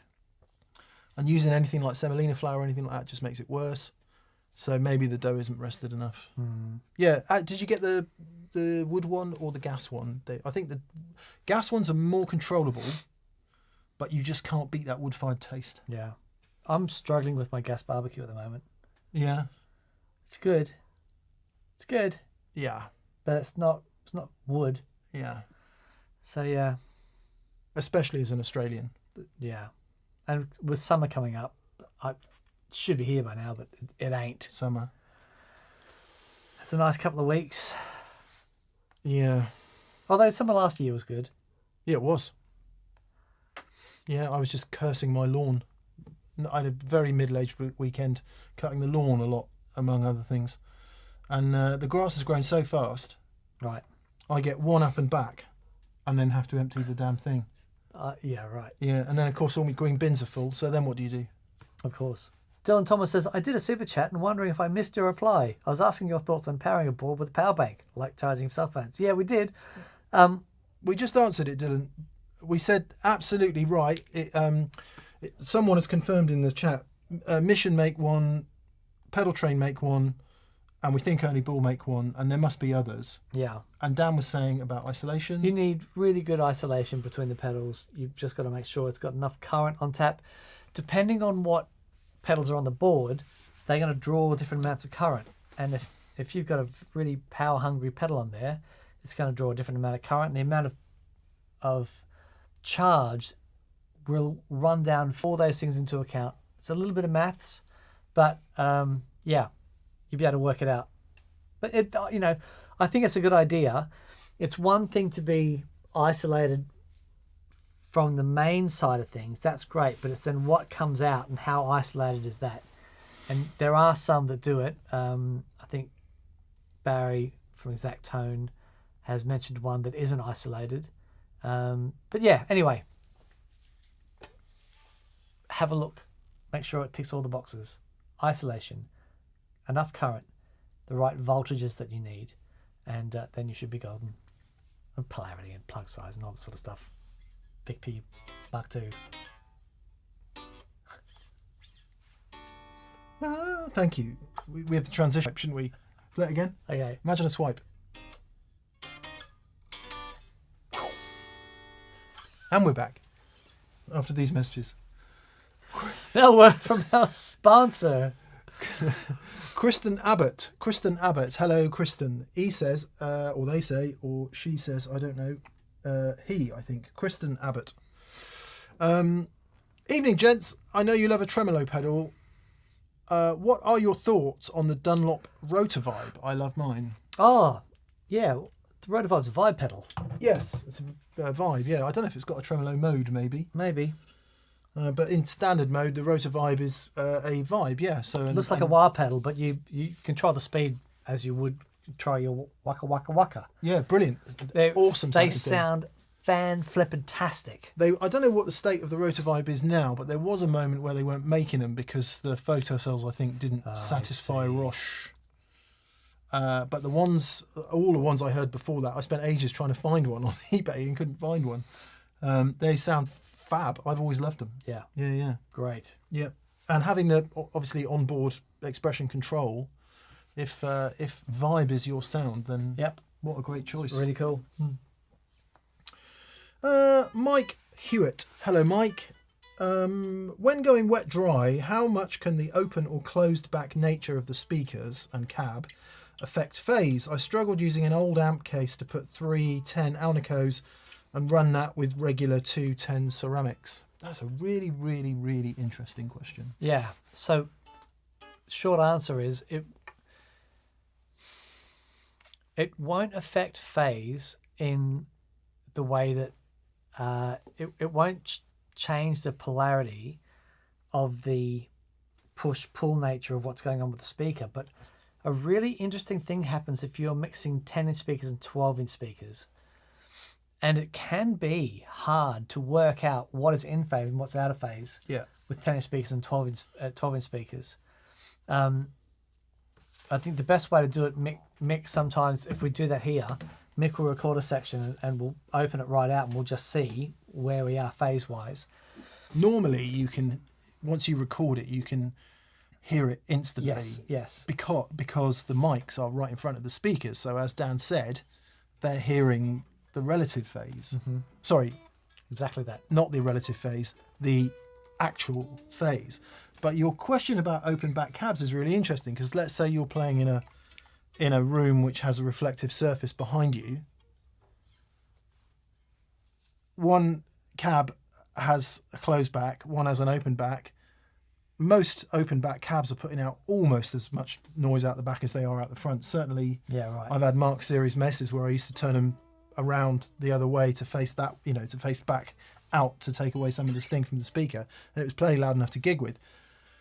So if, depending on the position and the distance from whatever reflective surface, it's entirely possible that what's coming up is then getting reflecting with the phase, not for the close mic situation, but for your perception of the sound further out in the room. Yeah, possibly, but that's if you've got two speakers there next to each other and they're doing this, as opposed to the sound it's got to travel all the way back there. So what are you talking about? Is it a millisecond, a meter or something, or a foot or something? But if you've got one amp, right? Yeah. Depending on, you stick it in the middle of the room, then stick it next to the wall, then put it in the corner, then put it on the floor in the corner, angling up, and then all those reflections come into play. Yeah. Yeah, totally. So your perception, depending on where you're stood. Yeah. Not the actual what's coming out the speaker. That doesn't change. Yeah. But your perception in the room. And that's why phase is such a nightmare. Yeah, sure. In a given space, because it's all about reflection, obviously. So I guess the only thing you can really do is get it right out of the front of the amps. Is it even conceivable that it might be better flipped in a certain environment? I don't know. I don't know the answer to that question. Yeah, if you've got two amplifiers and you've got them in phase there, flipping one of them won't help. If they're in phase, you just got to find a situation physically that they sound great. But like I said, if you're mixing 12 and 10s, it can be really challenging. Here's an interesting one. Papa Acorn says, how do you feel about covers of songs that are deeply personal to the original musician? I saw someone cover High Ren the other day and it felt like putting on someone else's underwear. It depends if that song becomes very personal to the person who's performing it. Like, no one would say that Jeff Buckley's version of Hallelujah, that Tim Cohen did a version. Leonard Cohen did a version. That's obviously very personal to Leonard, and then that song meant a lot to Jeff, and no one would ever say that Jeff's version of a song that's very personal to Leonard wasn't amazing. It all comes down to the performance. And the originality of that performance. Yeah, if it means something to you. One thing that, if I hear anyone doing Jeff Buckley covers and putting all Jeff's inflections in the singing in, I'm like, of course. Yeah, don't do that. Don't really want that. Yeah. But then, I don't know, I did an open mic last weekend. What did I sing? A couple of Oasis songs. Right. And all right, it's one man and a guitar, but you try and do it as similar as you possibly can, because that's what the audience wants to hear. I have no personal involvement in those songs really, and I don't feel strongly about playing them or not playing them. All I'm trying to do is get a bunch of people who've had 5 beers happy. I like that. To get into it, because that's my job. Yeah. You know, like my that. job isn't to be the heartfelt artist in that environment. So Sure. I suppose it depends on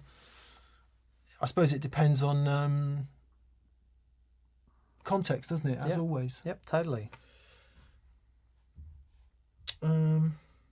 Yeah. Stu Crombie, when's the Noel Gallagher interview out? Hopefully Friday, Stu. Hopefully Friday. But we're just waiting for it to be signed off by Noel's people. Because there are moments when Noel plays very recognisable songs, we've got to get that signed off. Yeah. Yeah. And just the big thumbs up, so that we don't encounter any problems at our end. And Noel is in the middle of a fairly massive slab of activity just now. So yeah, exactly. With full respect to those guys, it does take a minute to turn around. Carl Longbottom. Hello, Carl. Evening, gents. This Sunday, the place to be is the Northwest Guitar Show at Haydock Park. It's where all the cool kids will be hanging out. Nice. Yeah, if you're in that neck of the woods, Haydock Park, Northwest Guitar Show, this coming Sunday, I don't know, what's that going to be? About the 20th or something, 22nd, something like that. Maybe the 21st of May in the UK at Haydock Park, the Northwest Guitar Show. Please go and see Carl Longbottom and other people. Nice. I'll be doing more gardening, almost certainly. Right. Yeah, that's it now. From now until October is gardening. Lovely. Byron Krause's big dog. I'd love to know what kind of dog it is, Byron. Anyway, Byron Krause's big dog. We have no super chattings from you, so apologies if we've missed that. But thank you for your generosity. Jason Thompson. Gents, thoughts on Bad Cat amps? I want a Black Cat. Good.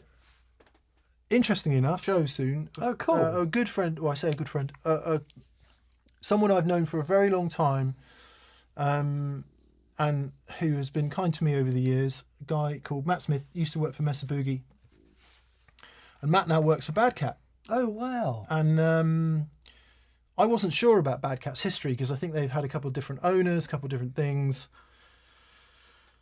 Got a little bit out of the loop on what was happening, and now it's under an ownership that sounds pretty solid and well focused. So I rather hope we will have a Bad Cat on soon. And Matt, I don't suppose for a million years you'll ever watch this, but as usual, I'm absolutely crap at getting back to people at things. So we should, yeah. But again, what do we think of Bad Cat amps? They've varied greatly over the years. The original Black Cat amps were, well, the history is in Mark Sampson, isn't it? Because isn't that where he went after Matchless? Yeah. And I've heard a couple of... I remember I did a rig for... when I did the first rig that I did for Stephen Wilson, and took it down to their rehearsal thing, and he plugged his old Bad Cat into it, and it was like flipping heck, it was unbelievable. And then Danny Jones from McFly. They're great. Oh my word, they are fantastic. And he had a 100-watt Bad Cat. Yeah. And we had he had a rig using some of our stuff, and he said, "Come down to sound check with playing at Swindon Megadome." What's called the Oasis. And I don't know. which is funnily enough, which is where they got where Oasis got their name from, which is amazing. Anyway, I digress. I was down at soundcheck with them, and he had this flipping 100-watt Bad Cat, and it was epic sounding thing. Yeah. Really great. They're a really lovely bunch of guys. Grissom played one for a minute. I think he had a 50, maybe a BC50, which I liked a lot. But he plays Matchless now, I think. Is that right? Grissom? Yeah. No, PRS. Oh, okay. Okay. PRS amps in the main. Yeah, anyway, long story. Curious to know what Oasis songs you sang, says Colin Shanahan. Colin Shanahan. What Oasis songs? I think I did Electric, She's Electric, and Half the World Away. And then I always do Back for Good by Take That. Right. And hilariously, if they're falling asleep and they're not interested anymore, which often happens when I do open mic gigs, I'll try not to get copyright struck here. Okay. God, that's a bit of a strong capo. Very nice. Strong. Very nice G7th capo. They now do them in different colours. Somebody gave me that at NAMM, for which I'm very grateful.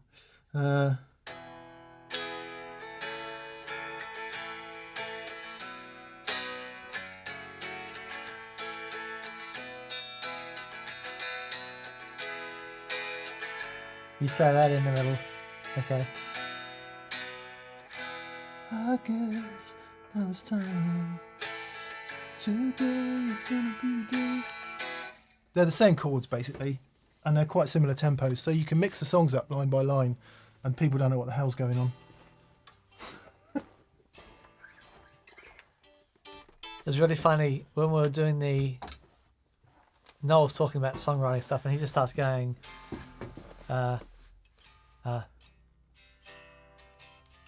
Yeah.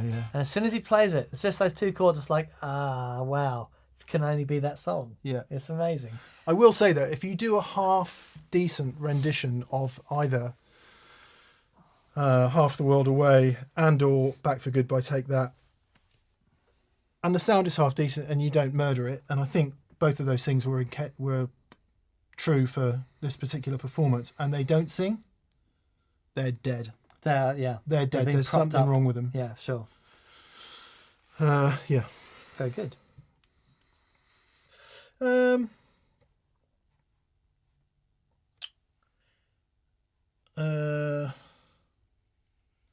Yeah. Grissom played a Bad Cat Panther amp, says Rob Brown. Oh, it was a Panther, was it? Nice. Okay. Nice.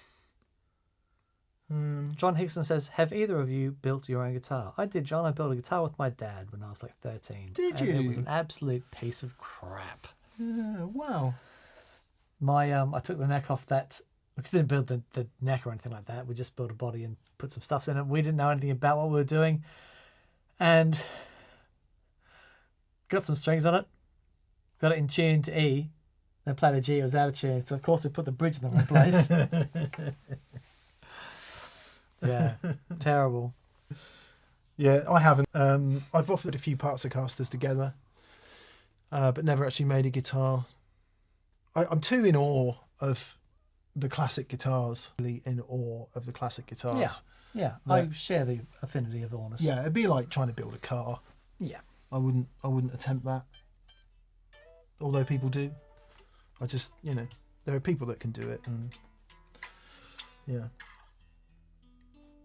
Moon says pretty much any Ed Sheeran song. Yeah, Ed does a thing where he says you can play any song in the charts using these 4 chords. Well, he did that at the court case, didn't he? Did he? Yeah. So he did an interview with Howard Stern after he won the court case, which is brilliant news for any musician, because if he had lost that, oh my goodness, that would have been a big deal. So someone was suing him for a melody, or were they? Yeah. So that. I don't know if it was the same people, but I think, the guys that sued, there was a famous court case with, recently. Anyway, someone was suing Ed, saying that what he did was done in the 70s by Marvin Gaye. Right. My neighbour has got an awesome picture of him with Marvin Gaye. He was in Household Cavalry, and Marvin Gaye's got his gold helmet on, and it is one of the most bizarre pictures you'll ever see. Anyway, that's my Right. Marvin Gaye tangent. So these people they sued Robin Thicke when Robin Thicke came out with this. Yeah. And won. Okay. Right, they're saying that the vibe was too similar, Wow. and they won. Wow. Same people sued Ed Sheeran, saying that he used the same chords, and it was like, and Ed came out and says, well, okay, Here it is. if this song from the 70s, You need to go back to the 50s and go back blah. And he basically rattled off 100 songs that had the same chords in it, and he won. Oh, wow. And that interview is on Howard Stern, and it's worth a watch. Okay. Really interesting. He starts playing one, and I'm thinking, they are the wrong chords, mate. Right. So, I don't know, maybe I wasn't paying attention. Yeah. Anyway, relatively, maybe they might have been the right chords progression-wise. Thank you, Leylandberg. Robin Thicke, with an E, I think, doesn't it? Robin Thicke. It wasn't the same people, says Pippa Smith. Thicke was sued by Marvin Gaye's family. This was the co-writer's family, not Marvin Gaye's. I see. I thank you for clearing that up, Pippa. Yeah. Okay. Nothing is created in a vacuum. Well It's said. an interesting philosophical point, isn't it? Or not even a philosophical point. An evolutionary point. Are we done with diatonic harmony? No, of course not. Why would we be done with diatonic harmony? Every pop song has been written, as Ed Sheeran just proved. And they'll keep writing them. Yeah, but I'm saying there's nowhere to go with it. Are we just going to keep suing each other more and more and more? No, they because can't. I think hopefully what this proves is, and one thing that Noel says, he says the chords are just the same. He says it's what you do, what you put on top of them. And there's still a million melodies to write. Oh, there. Yeah, there are. And there might be influences and stuff, but there's still a million melodies to write. There's a million lyrics to sing. I still think, because guarantee you next week there'll be another country artist come out using the same 4 chords who will do something absolutely extraordinary with them. But you'll be able to trace it to 10 other country songs pretty directly. Yeah, and that's okay. Yeah, but that's my point. I'm not saying if it's okay or not. I'm saying that the harmonic relationship and melody structure is kind of done. But it's been done since the 12th century. I think it's been done since the Beatles. I think anyone wrote songs like the Beatles before the Beatles. Yeah, maybe. In that sense, yeah, the harmony's been around for a long time. Yeah, for sure. You know, because that's the way our ear works. Our ear wants to hear this. It wants to hear that the fifth, and well, more prosaically, it wants to hear. Yeah, it's an established convention of Western harmony, isn't it? It's the tritone thing. That's what it wants. Or, you know, either way, that wants to go somewhere. Go somewhere, gonna go somewhere. Joe Pardo says, 1,000,000 love songs later. Thank you for that. I flipping love Gary Barlow. I'd like to meet Gary Barlow. Okay. Time to dive into creating microtonal pop tunes. I am in agreement with you, the Bass Mountain. See, I think more people should listen to Frank Zappa. But they can't because they go, it sounds too unfamiliar to me. And I'm like, do you want musical evolution or do you not? Just, see... What do you want? Do you want it to evolve or do you not want it to evolve? Because if you don't want it to evolve, then they're all humanoid characters. Yeah. The storylines are all linear. It's all... There's no imagination in it. Yeah, but... It's like, imagine... Okay. Real imagination would involve a time-space continuum that you can't imagine. You tell me then, Elephant. The Jason Isbell tune. And it's the same chords you've heard a million times before. Same melody. Same melody. I'm not saying I don't love it. I couldn't sing the melody from another song. I could find your lines for sure. Yeah. But you've got your core notes that are in that thing, but I haven't been moved by a song like that for so long. I'm not saying I don't love it. I do love it deeply, and I'm not saying that it's not moving. Yeah. Because it is deeply moving. Sure. But it's not new. Oh yeah, fine. But should we always be chasing the new? Well, I think not. Right. I'm happy not to, but sure. Lots of people who listen yeah, to that kind and of music will say, absolutely. "Oh God, Yeah. can't we have something new?" And Yeah. then when you give them something new, they're like, "Oh, I don't like the sound of that. It's Yeah, too, sure. it's too weird." But then you're in the then, and I agree 100%. There are. So, when Dave Gregory first joined XTC, he was playing a guitar solo, and he said, "Stop! Do you know we are not having Ernies in any guitar solo." Dave Gregory goes, "What's an Ernie?" And Ernie grabs the guitar and goes, Ernie, Ernie, Ernie, Ernie. Andy's thing was, as soon as you recognise it, go the opposite way. Yeah. You know, and there are artists who do that brilliantly. John Schofield. Absolutely. Now, Wayne Krantz. by making that a conscious decision, you are going to limit, Yeah. but that's okay. Yeah, I'm not... Because it's all about it's integrity. Yeah, right? I wasn't making a value judgment. I was making an observational point. Yeah. As you know, for me, it could have all stopped in 73 and I'd have been perfectly happy. Yes, yeah. In fact, it kind of did. Sure. But yeah. No, I completely get it. Actually, it didn't, because lots of other things happened after that. But yeah, I don't know. And as someone rightly said, you totally need familiarity in order for it to grab you. And Drew Falaxy says, "What song by Isbell?" It's called Elephant. And there are two versions on that album. There's the one that they released, and then at the end of the album, they released a demo of it. Demo of it, yeah. Go and listen to the demo. Ah, man. But it's sung from his experience. And it's that thing you were saying before. You know, someone says about releasing a cover. What is it, if it means something to them? And what, man alive, that...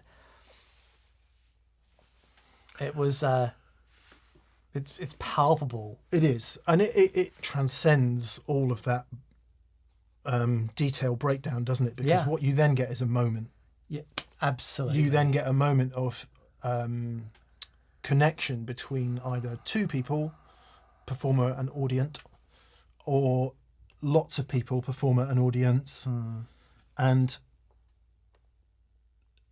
I guess that's what truly makes the magic, isn't it? Yeah, totally. Yeah. And don't get me back to the whole covers argument. I love Back for Good. Sure. And now here's a song off Kid A. Yeah. And that was, Radiohead did that. Their biggest album, I think, not arguably, I'm sure that OK Computer is their biggest album. And as soon as, with the success of that, they could have easily brought out OK Computer Part 2, but they didn't. They went, no, that's enough of that. Let's go. And then they come out with Kid A. And it might be, 80% of fans who discovered Radiohead through OK Computer went, I'm not into this at all. But the 20% went, this is the most amazing thing ever, Yeah. Dusty Nuts for Sale says, Mick's head looks shorter today. Is the gravity different above his head? I am slouching a bit, is number one. Number two, I am in relative need of a haircut. Okay. My hair is normally taller than this. I think that's great. I'm experimenting with something. Are you? Yeah, identification with form.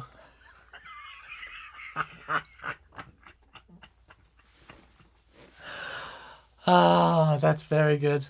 It's as we know, the root of all human suffering is rejecting the current moment for psychological time, right? And getting identified with that. And one of the things we get identified, one of the ways it works is we get identified with form and thought. So an example might be someone who is overly worried about their appearance. Okay. And becomes identified with it, and then they get a complex about it. So we can think of very, very serious cases of that, which involve mental illnesses such as anorexia nervosa, bulimia, etc., where there's some dysfunctional relationship with the self image that evolves into suffering, and much more lighter than that, I worry about the brand of shoes I wear. I'm identified with it. Okay. I think there's very little that you could do. I'm identified with my hair. It's important to me about how one looks. But of course, it's a vanity and it's a form of self-obsession that eventually... It's all right, mate. You're sat next to me. Anything that you do with your hair, you're going to make look flipping fantastic. But of course, you're identified with that. You wear a hat because you've got no hair. That's true. And I'm interested in exploring how I feel about it. Whether I am so attached to my hair that it's a part of me to a point where I suffer if it's not there. Right. Or if I just don't worry about it, stop caring about it. I like your hair, though. Thanks. That's nice. Yeah, and obviously you can't walk around naked because there are certain social things that you have to conform to. Or do you? See, therein lies the philosophical question. Did that come up on a super chat? No, someone was saying my head looks shorter. Okay. Yeah. I like that. Quiffed. It's lovely. Yeah. So anyway, thanks. Seriously though, identification with form is a route to suffering. Right. So I'm something I've been working with. Saddest of all keys. It's beautiful. It's good. It's good. I was very inspired by our meeting with Tim Lurch on Friday. Tim is a very philosophical guy, and he talked a lot in the interview, but everything he said was wise. Yeah. It was just full of wisdom. Yeah. And I found it very inspiring. Anyway, blah, blah, blah. Tim has just messaged to say, hey, Dan, had a fantastic time. Was really fun and enjoyed hanging out with you and Mick. Hopefully the vids we shot are well received. And yeah, because I messaged them and said, man, you've inspired me and I want to get some more lessons with him. Yeah, it was truly inspirational. You strike while the iron's hot. But yeah, I want to book some more lessons with him before the videos go live. Mick Clashes, are you familiar with Richard Thompson's version of Oops, I Did It Again, where he points out the ancient roots of the song structure and does a breakdown in a medieval style? Oh, nice. That's great. That's another song I sometimes do at open mics. What keys it in?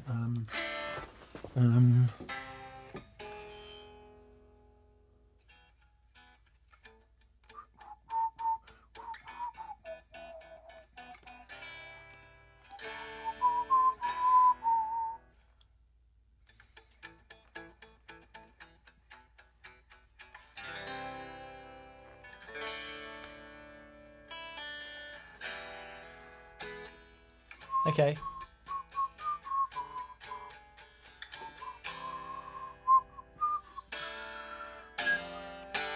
Okay. It's a good one to do. Sure. Trouble is, it was ruined by the X Factor because I think someone came on the X Factor and did it. Okay. So every floppy-haired open mic singer now does it. Right. I'm oh baby, baby. To quote Madison Cunningham, trying to be the new original. Apparently, she's around soon. In a tribute band. Right. Yeah. How amazing would it be to get her on the show? Was that Winds of Change by the Scorpions? Winds of Change, says Moon. Down to Gorky Park. It would be amazing to get her on the show. Yeah. It would be unbelievably amazing. Yeah, I'd love to do that. Hear that, Madison? Oh, Maddie. We'll be there for you. These cold chairs we'll have for you. Darren Ames. Hello, Darren. He says, hey lads, I know this has been covered, but do you prefer EQ before or after drive pedals? Thanks so much for all you do. Much love from Boston, says Darren Ames. So EQ before or after drive?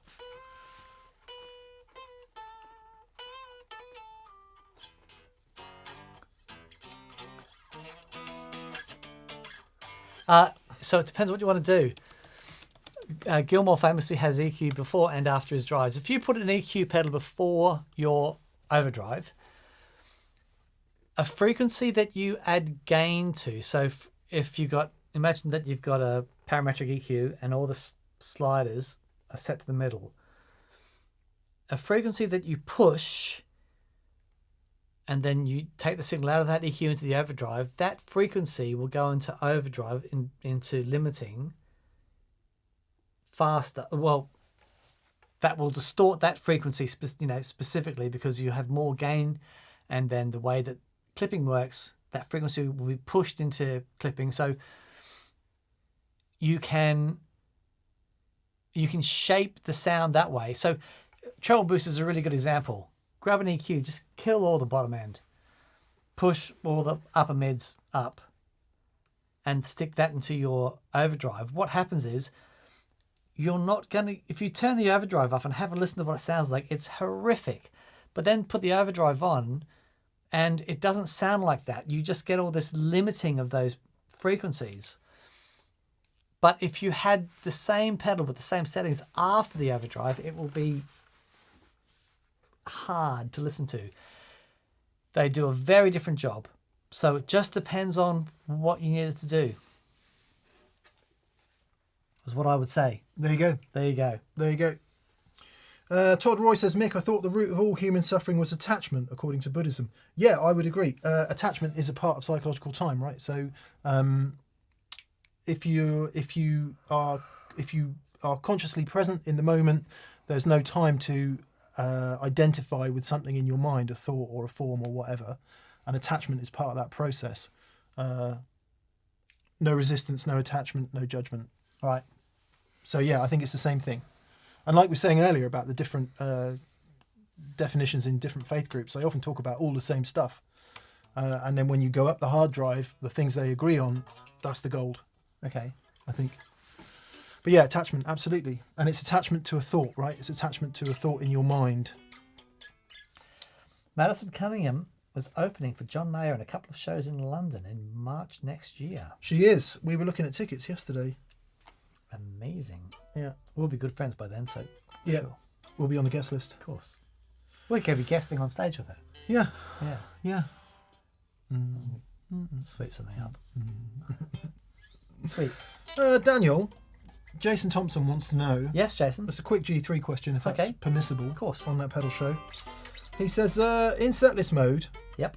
Do presets reside in the same bank number or get recalled in a certain order? Am I actually overwriting a bank? Thanks. No, no, in setlist mode, they are simply, if you go to setlist mode, they're simply, the name is simply replacing the bank number. So on the app, when you create a set list, all you're doing is, and you rearrange the order for, and beam it in, all you're doing is rearranging the order of banks. So the set list, the songs in the set list are just changing, replacing the bank number. And then you can go back to, banks if you want. But if you, in song mode, same thing. You might have song 1 is going to be Flashy Pants. And that's song 1. It's bank 1. And when you change the order of that, you're just going to you're changing the order of the bank. So it's attached to that bank. I hope I was clear. No? I think so. Right. Say you got 20 banks 1 to 20. Yeah. And you go through, right, bank 1 is going to be song Flashy Pants. Bank 2, I'm going to call that song Take Me Back. Bank 3 is going to be Hallelujah. Bank and then 4 you is have going to different sounds for that song within exactly. the bank. Within that bank, so it is a different bank. songs. So it is a bank. It absolutely is a bank. Yeah. But because, is he overwriting a bank? No, because you can go between song mode and bank mode. So your bank will still be there. Your bank will still be there. And how do you go between song mode and bank mode? Menu, song mode, on. Bank mode, on. And your banks will all still be there? Yeah. Not replaced by a trendy wine bar? Your song mode? No. No, indeed. Yeah, they'll all be there. A NatWest ad from the 2000s, I think, when all the banks were shutting down. Yep. My bank's been replaced by a trendy wine bar. Actually, I don't know if it was HSBC or it might have been Lloyd's. I don't know. The Rockin' Moroccan. The Rockin' Moroccan. Nice. No question. I've just checked. There's no question from you, the Rockin' Moroccan. So apologies if we've missed your question. David Hammer. Hello, David. Greetings from Portland, Oregon. I recently moved up from an AC15 to an AC30, modern versions, and now my Beano boost causes harsh, unusable sounds from certain notes. I tried swapping V1 tube to no avail. Okay, so we've gone from an AC15 to an AC30, and the Beano boost is not liking it. Why, Dan? Well, you've got a whole heap more headroom, and the AC15, when you crank that thing, it limits a lot quicker than the AC30. If you turned up the AC30 to a point where it was limiting in the same way, you would get a much similar response. But an AC15, to me, doesn't sound like a half-powered AC30. There's something about the smaller box. It's not as open sounding. It's more, but it still sounds amazing. But it's a very tight, focused sounding amplifier. The AC30 is much bigger. It might be that what you need to do, I don't know, the Beano boost that you've got, there'll be a 3-position toggle switch. It might be that you need to limit even more bottom end. So there's the original, there's the wide open, there's the one in the middle. If you were using the one in the middle, try flicking the position to the original, which is like really bass cut. But if you're using the wide open one, go to the one in the middle, which is sort of a little bit bass cut. Because you've got more frequencies there to deal with. Did you talk about channels? No. I think the way the channels are set up in the AC15 is quite interesting. Isn't there on some AC15s there's a little switch that allows you to link the channels, maybe? Or it just feels a bit gainier. Oh, whereas okay. in the 30 there might just be more headroom in the front end, maybe. Sure. Maybe, I don't know. The more cranky, assuming it's a master volume one, the less your problem will be apparent. Sure. It could be that 2 o'clock gain on the AC15 is tremendous amount more than 2 o'clock gain on the AC30. So if you're looking at relative positions of controls, that could be another thing to check. Yeah. But probably what Dan said, to be fair. Yeah. If you can get the amplifiers together and get them to a similar gain range that you had the AC15, it would be a similar response. But I'm betting that because of the coupling of the two speakers, you got a lot more bottom end to deal with. So try, cutting with the Beano again. I mean, Beano into a cranked AC30 sounds absolutely magical. But into a cranked AC15 is a slightly different thing. Yeah. You need to crank it more. You need to crank it more. You got to get amp limiting more. Yeah. And which on an AC30 can be. The AC30, it goes clean. You get it to a clean, and then clean loud, and then that's it. It's just all more overdrive. Yeah. Which is a beautiful thing. Did you talk about putting an overdrive pedal after the Beano? Oh, I didn't. Yeah. One thing you might want to try is put a low gain overdrive pedal after the Beano, and that could solve your problem. So it'll just hit the overdrive pedal and just let the Beano do its thing. One of the best guitar sounds I've ever had was this set up fairly low gain into my old AC30. Come on, focus. And I had that and my old thing going into that. Far out, man. It was magical. It's solo for days. Could play that note. You go in, have a bite. But I'm not hearing anything. Maybe you would. If it were playing. Rabeer's around soon, isn't he? I don't know. I think so. Need to sort that out. He's got a new guitar. The connection there is because Dan and I watched Spinal Tap with Rabeer, who'd never seen it before. That's the connection. He thought I'd lost my mind. Robert Davis, Mick, I thought the root of all human suffering was gas. It's not a joke. It's not a joke. Pretty funny though. What's gas? What is it? It's identification with a thought. To paraphrase another bit of brilliant philosophy, suffering is being here and wanting to be there. You do two things. You replace here, this moment, right now, with there, which is a thought form, and you replace being, which is being here, right now, and experiencing this moment, with wanting, which is a thought form. That's what gas is. It's being here, wanting to be there. The gap is the suffering. It's a solid philosophical point. So gas is suffering. It's exactly suffering. Yeah.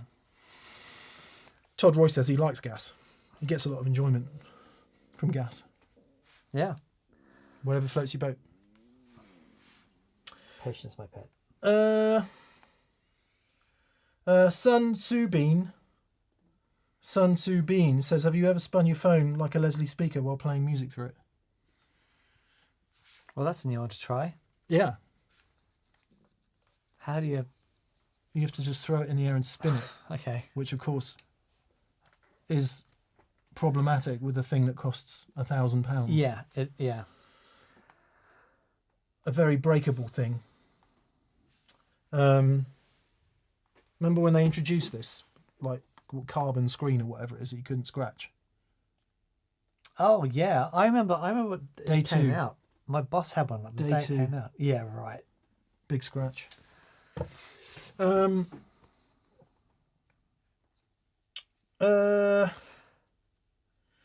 VDB says, Mick, you have to sell all your fuzz pedals and you can only keep one. Which one is it? It's got to be the blue one. Probably my blue fuzz face. Canadian friend of ours. And somebody else. And it could well be that one. But we'll see. Nice.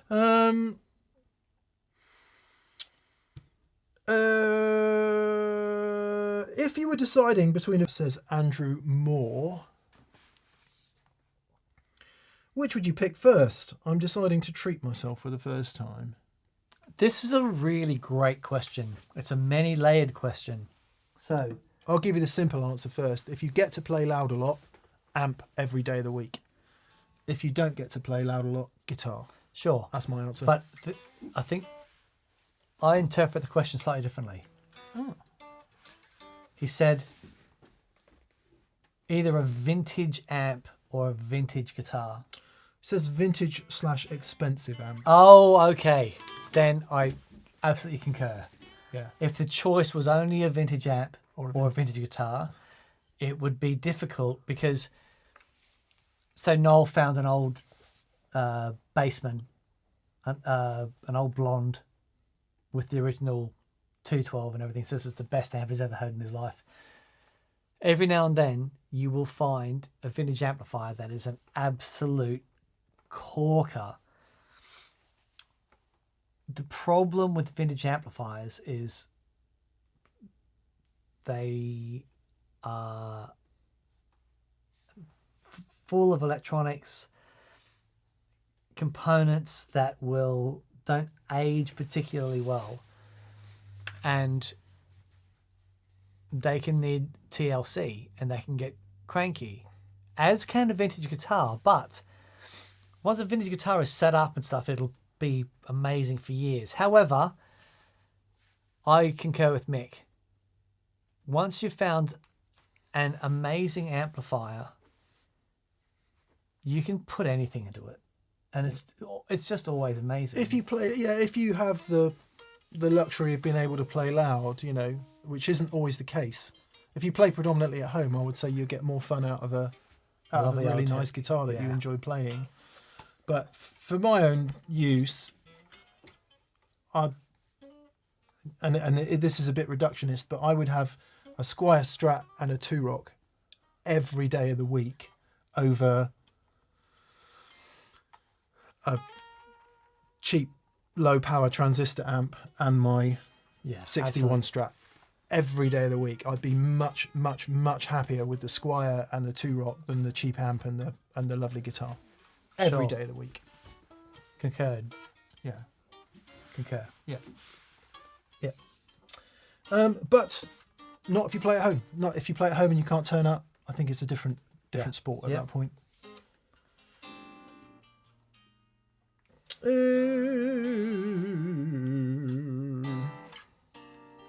Aaron, Albus Band, for which we thank you, Aaron.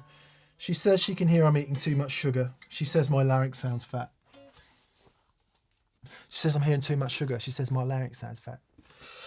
Can't wait to see your reactions to the new Keeley Super AT mod. Yes. Did you know that was happening? I did. Well, I was talking to Andy before. He said, I got something to show you. Cool, man. Yeah, there's a switch on it that goes between Andy's mode and the original. He said they both sound amazing. And they really do. Andy shared a tune that this live thing that he played, and it just flipping kills me. But it's got that really magic Andy modded blues driver thing that just is just extraordinary. Oh, we'll have to get one. Thank you for that, Aaron. Hope you're doing well, buddy. Ranzer, D and M and B and K and R. Hope you enjoyed the time off. God Save the King and all that. Can't wait to see your reactions to the new Keeley Super AT mod, AT and RK. Yes, sorry, I obviously missed that. My brain is packed in for the day. I've just exactly repeated the last comment. Talk about being in the moment. Thank you, Ran, for that. I think I missed the first half of it. That's what it was. Yeah. Guitar Moog. To finish us off tonight, last super chat. He says, hi from Brussels. After half a lifetime of believing the cliches about PRS guitars, I actually tried one and bought that exact one. Now that CE24 is my #1 guitar. Have you ever been unexpectedly blown away like that?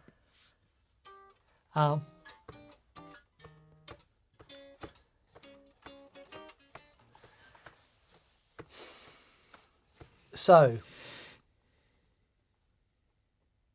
I never really liked Telecasters.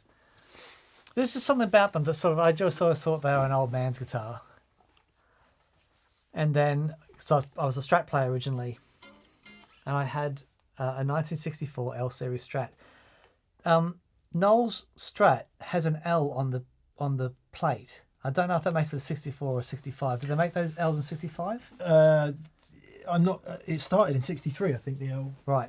It's when they got to 9999. They didn't want to attach another digit, I think, so they started with L. Okay. I think.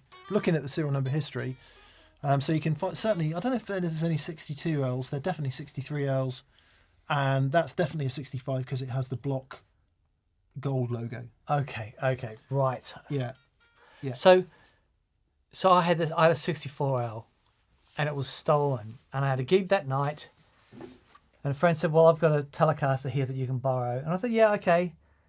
And I plugged it in at the gig and bridge pickup into the rig that I was using with the Strat. It was like, oh, have mercy. It was just unreal.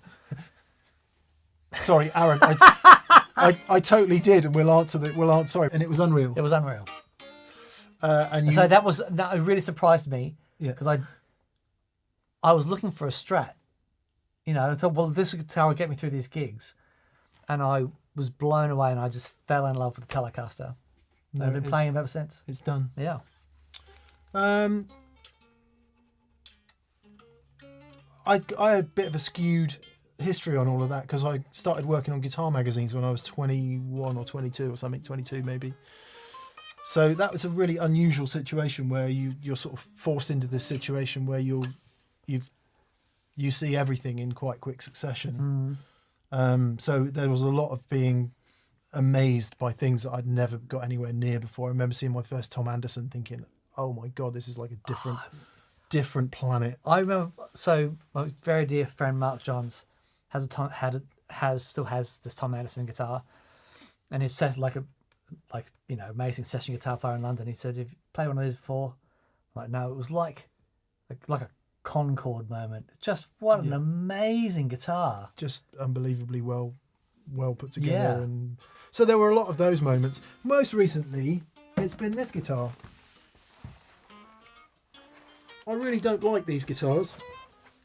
That is to say, dual humbucker, take on a Fender Strat. And I'm never going to love a Floyd type bridge, but this has got a standard vintage type Fender bridge. And there's a guy called Dean Cutler who came to an experience day, brought this guitar in that he'd made. And my normal experience of picking up a guitar like this is I go to grab the neck and there's like nothing there. because they never have enough depth on and they're always too wide. So I remember getting my first Ibanez RG550 going, I can't play that. Right. Even as a 17-year-old or whatever I was. But this has got like a proper old school neck on it, a Strat type bridge and a couple of humbuckers. So it's not that, I mean, it's hardly that different from a Strat, right? But plugged it in and played it, I'm like, I love this. Yeah. So we're in the middle of, this is one of Dean's guitars, we're in the middle of, and I've been really slow on it, but he's going to make us one in the equivalent orange, and I just need to get on with it and get it finished. Have a play of that, because I've set it up over the weekend.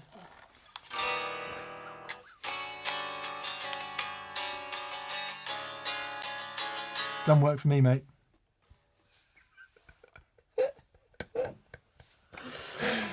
Okay.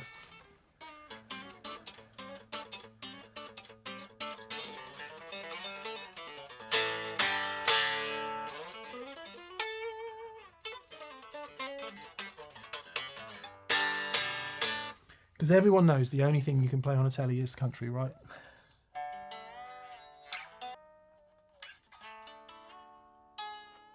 Oh, very nice.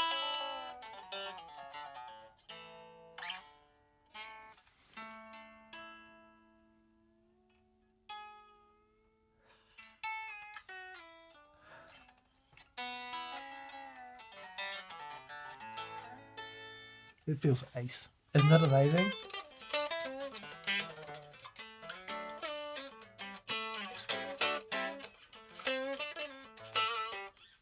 Feels. Isn't that great? It feels mega. That's the best it's ever felt, Yeah, actually. yeah. Just spend an hour on it, just getting it all nice. I had a thought. Tell me a thought. Anyway, Dean, if you watch this, I'm so sorry we've been slow on it, but I dig this guitar. Yeah, and that was a great. kind of. I don't normally like this kind of thing because for lots of reasons, but I just started playing it and really loved it. God, we've had it for so long. I had a thought. Tell me. Butters. Yeah. I think Butters needs a Charlie Christian pickup. Interesting.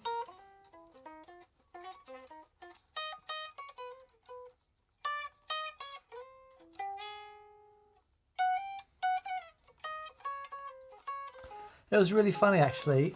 Did you think? Did you like the sound I of it? loved. Or is the it sound too of derivative for you? No, it's like that guitar. I always wanted a 52 for that specific thing that the 52 does. And even though I rarely played that guitar, I would, because I was going to sell that guitar, wasn't I? I was going to, Simon's mate was going to buy it because I was trying to fund something, I forget. And I thought, well, I hardly ever play it. And it came down to it and I couldn't hand it over. So I don't know if I would. But the only reason you want it is for this pickup. Yeah. Yeah. Yeah, maybe. You got that and you got red Yeah. for this. Oh, yeah, that's true. And that did sound absolutely mega.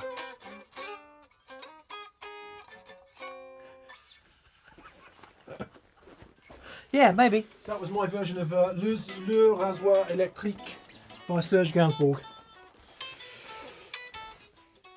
Le rasoir électrique couvrait le jambon du Clara le jolie musique.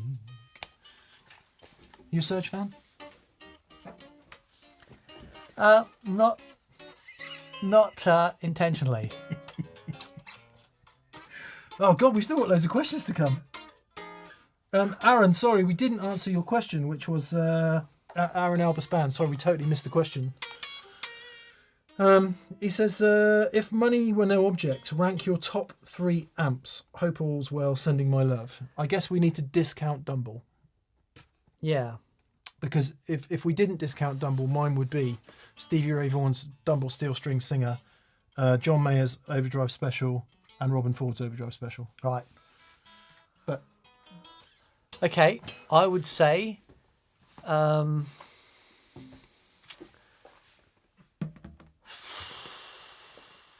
Finn's Matchless. I think sounds absolutely stunning.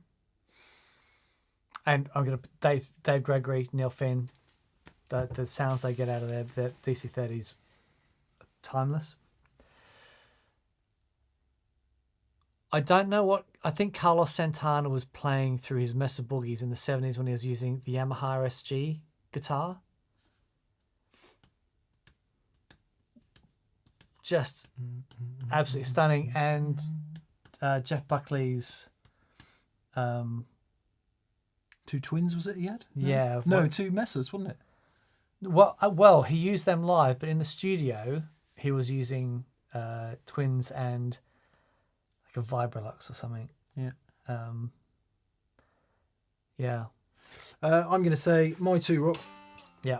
Classic Reverb Signature, number 1. My favourite amp I've ever played of all time ever. And then it would be a very well sorted 1x15 Vibreverb that I played once. Right. And a Blonde era Bassman. Nice. Yeah.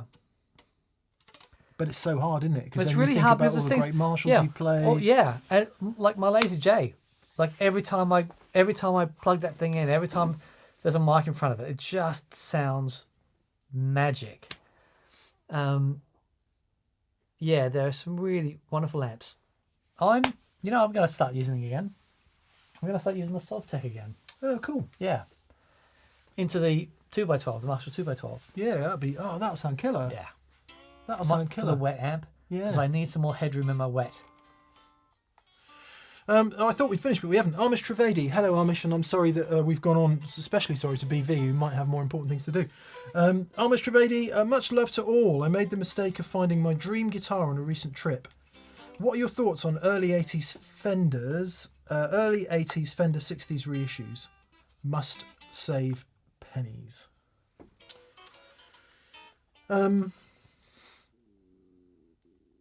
I haven't played one in such a long time. For those of you, I'll try and make this quick, Fender is in all sorts of trouble at the end of the 70s, early 80s. Owned by the CBS Corporation, and the various measures that CBS had put in place and the growth expectations, blah, blah, blah. So we end up early 80s American Strats that were a long way from what we would now consider the best of the 50s and 60s Strats. Clearly, at that time in the early 80s, I don't think anyone really had the benefit of hindsight like we do now, although a lot of professional players were certainly buying up the old guitars and using them because they preferred them.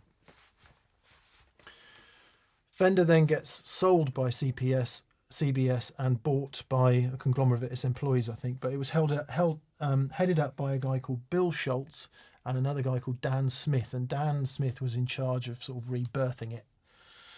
What happened eventually was the reissues started to be made again, and those were the early ones. The first ones came out of Japan, and Squier was a big part of that whole process.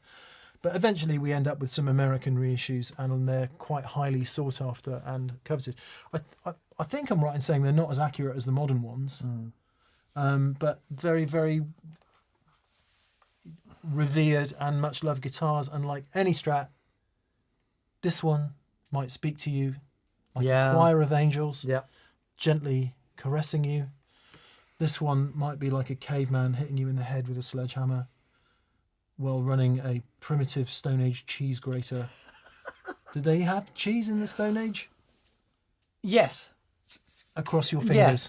Accidentally, but yes, they did have cheese. So there's an amazing story in the Noel video.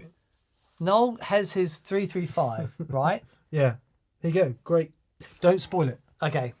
Just watch. It's a story concerning two guitars that are one serial number apart.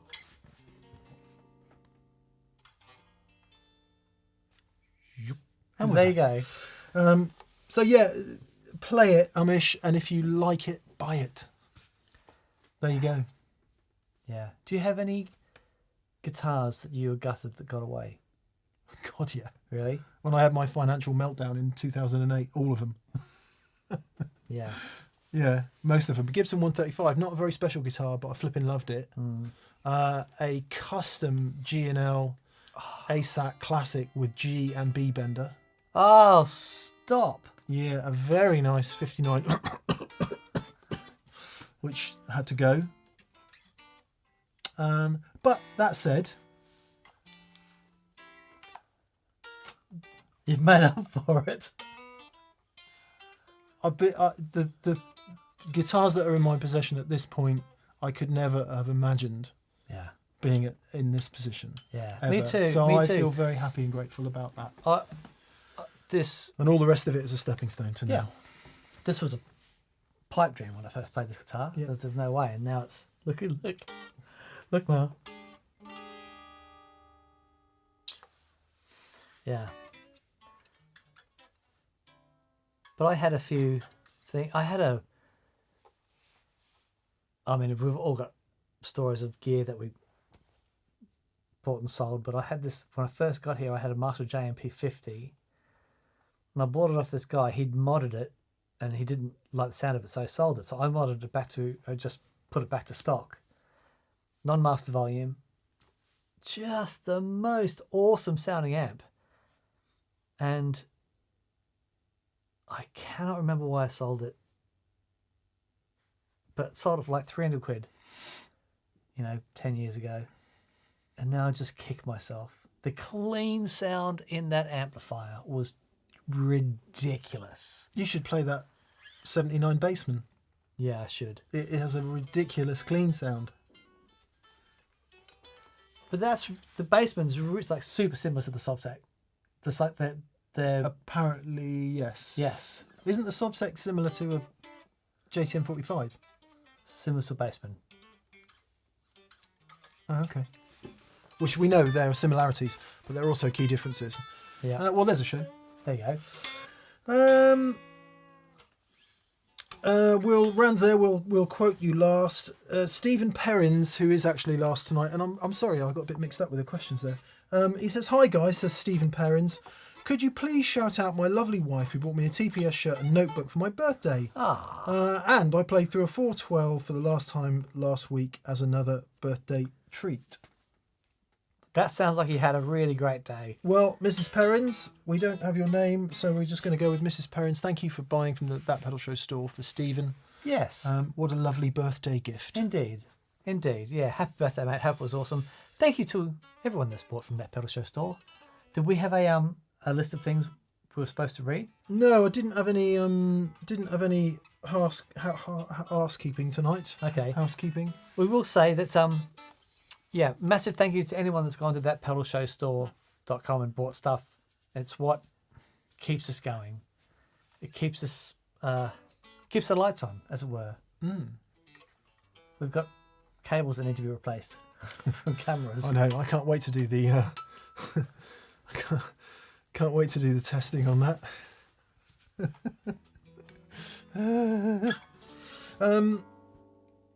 Good. So we shall say, Ranzer, thank you, Ranzer, who Dan has a request for you. He says, "Fantastic show, old boys." Dan, play us out. Okay.